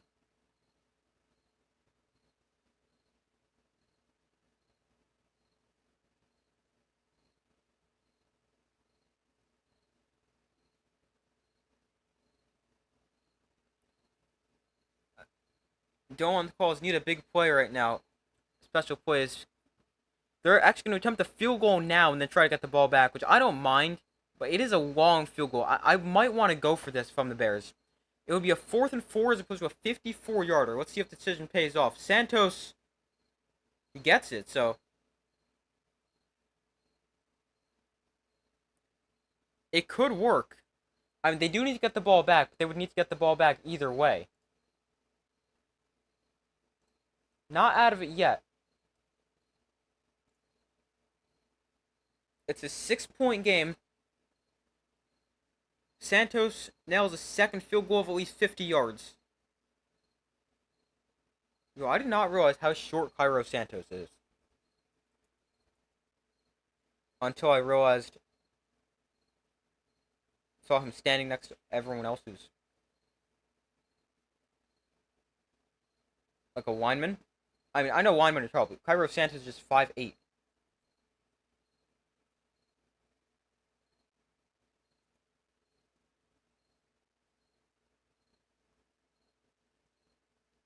All right, let's see. Did they go onside kick here?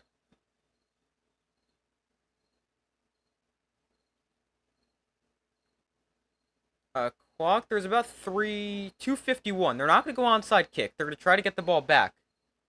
They have one timeout. 2-minute warning will stop the clock as well, so you can get the ball back without going onside kick.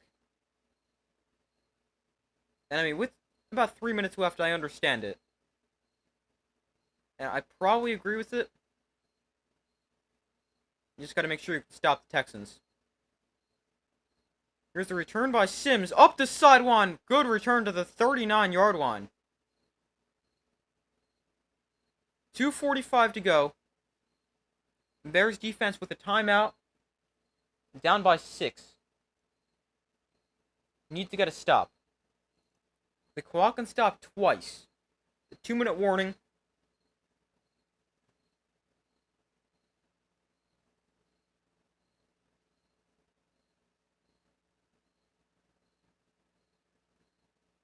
And the timeout. They need a 3 and out. Yeah, I'm not sure if they can get the ball back without a 3 and out. They might be able to, but it's going to not be enough time, or much at all. Here's the run play up the middle, no gain. Bears defense ready for it, and they should be. I mean, they know what's coming. It's going to be a run play. And where does Eberflus use his timeout here? They do have to snap it again before the 2-minute warning. But a 1.5 second difference between the play clock and the game clock at the moment. So they'll snap with about a second left. They'll get a free timeout at the 2-minute warning. 2nd and 10. Stroud under center, Diggs in motion. Here's the run play. And 2, maybe 3 yards there. Alright, clock is now stopped with 1:57 to go.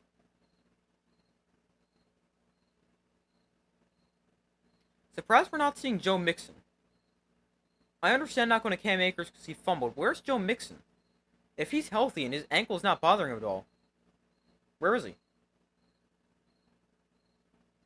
He ran for like 150 yards last week on 30 carries, so I don't get why he's not in the game now.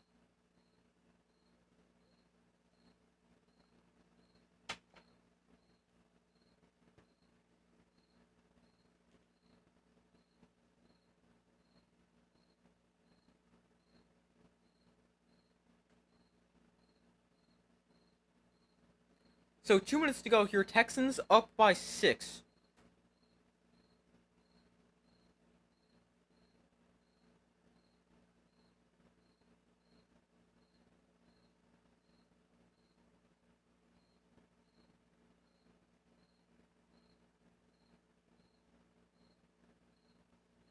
Third and 7. 1:57 to go. Texans have all 3 timeouts. Bears have a timeout. Obviously, you got to expect the timeout to come for the Bears here after this play. If it's the Texans, you got to run this, right? No, they're going to throw the ball. Stroud is going to run it. This is going to be some kind of... I'm pretty sure this is going to come back. Montez Sweat had his helmet knocked off. And I think this is going to be an illegal hands to the face penalty, which knocked off the helmet of Montez Sweat. Or a hold. Yeah, it is illegal hands to the face.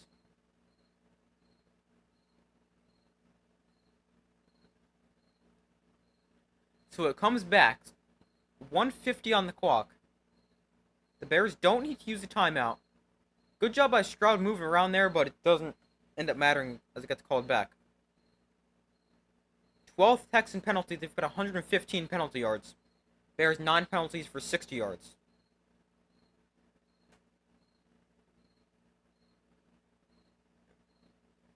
Third and 17.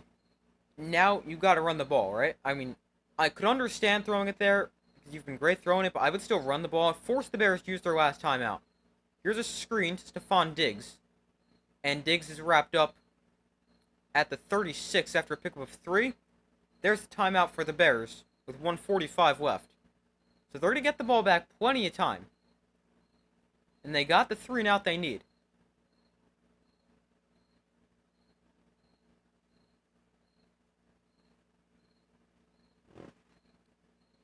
So Caleb Williams on the offense will get the ball back. Down by 6, needing a touchdown. We'll have plenty of time, and we'll see what he can do in a 2-minute situation in his second career NFL game.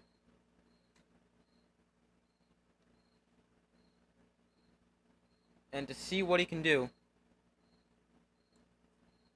And if you can lead the Bears to a comeback win.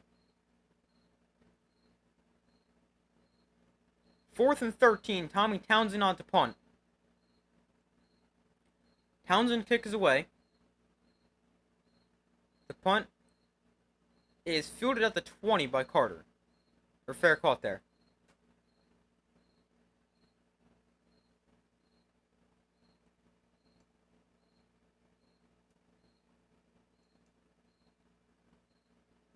So a minute 37 to go. Plenty of time, 97 seconds. No timeouts for the Bears, but that's really not a huge deal. They need to go about 80 yards.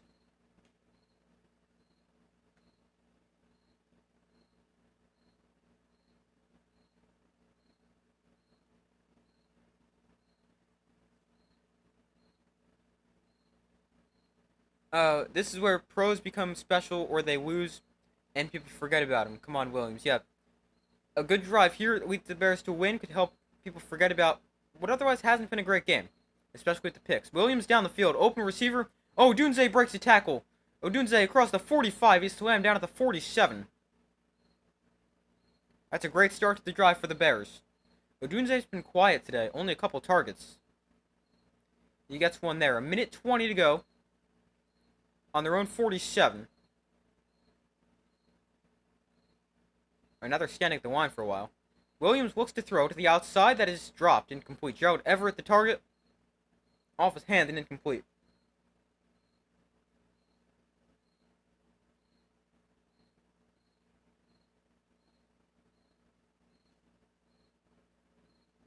Second and 10. 1:07 to go. From the 47.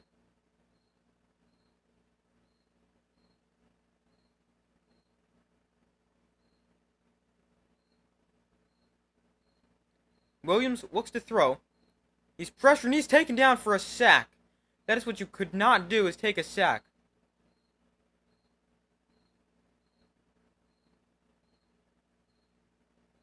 "50 seconds left. It's 3rd and long. From the 39. It's 3rd and 18. Obviously, it's always 4-down territory at this point in the game.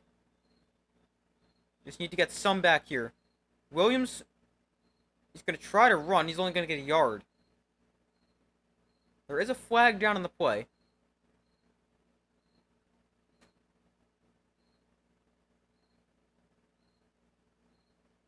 Caleb Williams did such a great job of that in college, managing the rush, knowing when to escape, where to escape from. Hasn't necessarily done a great job of that in this game. He's had a couple nice plays where he's escaped the sack. But there's also been a couple of plays where he just hasn't felt the pressure at all and gotten down for a sack just like that. Bears actually got called for an illegal formation on that play. The penalty was declined, so it's now 4th and 17. Gotta have it. 30 seconds left. Texans defense looking to get a stop and win the game. Bears trying to keep it alive.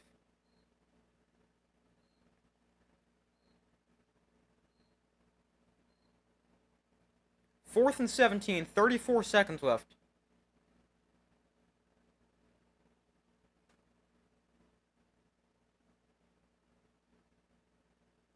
Williams looks to throw, has time, throws downfield, incomplete. Odunze, the intended target, looks like there was some kind of miscommunication between him and Caleb Williams. But it's incomplete. The Texans will hold on for the win. They'll improve to 2-0. The Bears will fall to 1-1.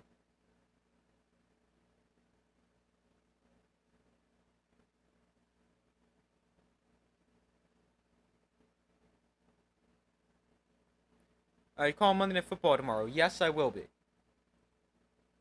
I do every Sunday night and Monday night game. I mean, there'll always be a week where I do not. There's usually at some point where I don't, but the goal is to do every one.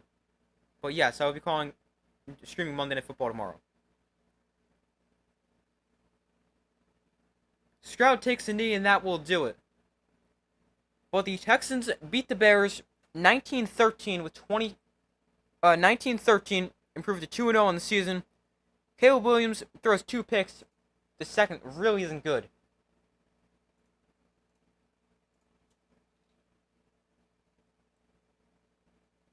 But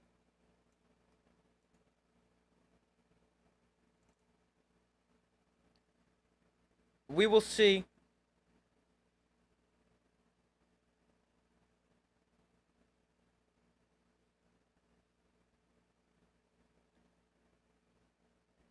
What am I saying? We will see how Caleb Williams continues to look. Didn't play the greatest game.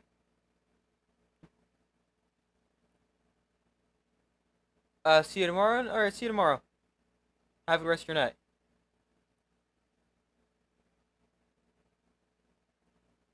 But final score, 19-13, Texans win. Just 3 points in the entire second half. And that was a field goal for the Texans in the fourth quarter. Actually, sorry. A field goal for each team in the fourth quarter. The Bears kicked a field goal a couple minutes ago. But Caleb Williams with 2 interceptions, 174 yards, took 7 sacks. Offensive line definitely needs help for the Bears. So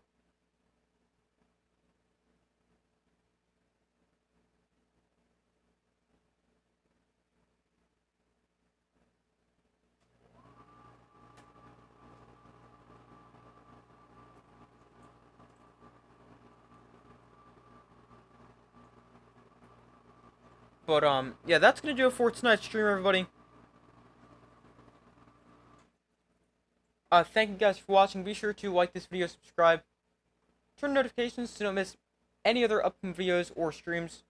As I said a minute ago, I'll be streaming Monday Night Football tomorrow, and I stream every Sunday and Monday Night Football game. But, thank you guys for watching. Be sure to like this video, like this stream, subscribe, turn notifications so you don't miss any other upcoming videos or upcoming streams. I hope you all have a great rest of your day or night, and I will see you in the next video.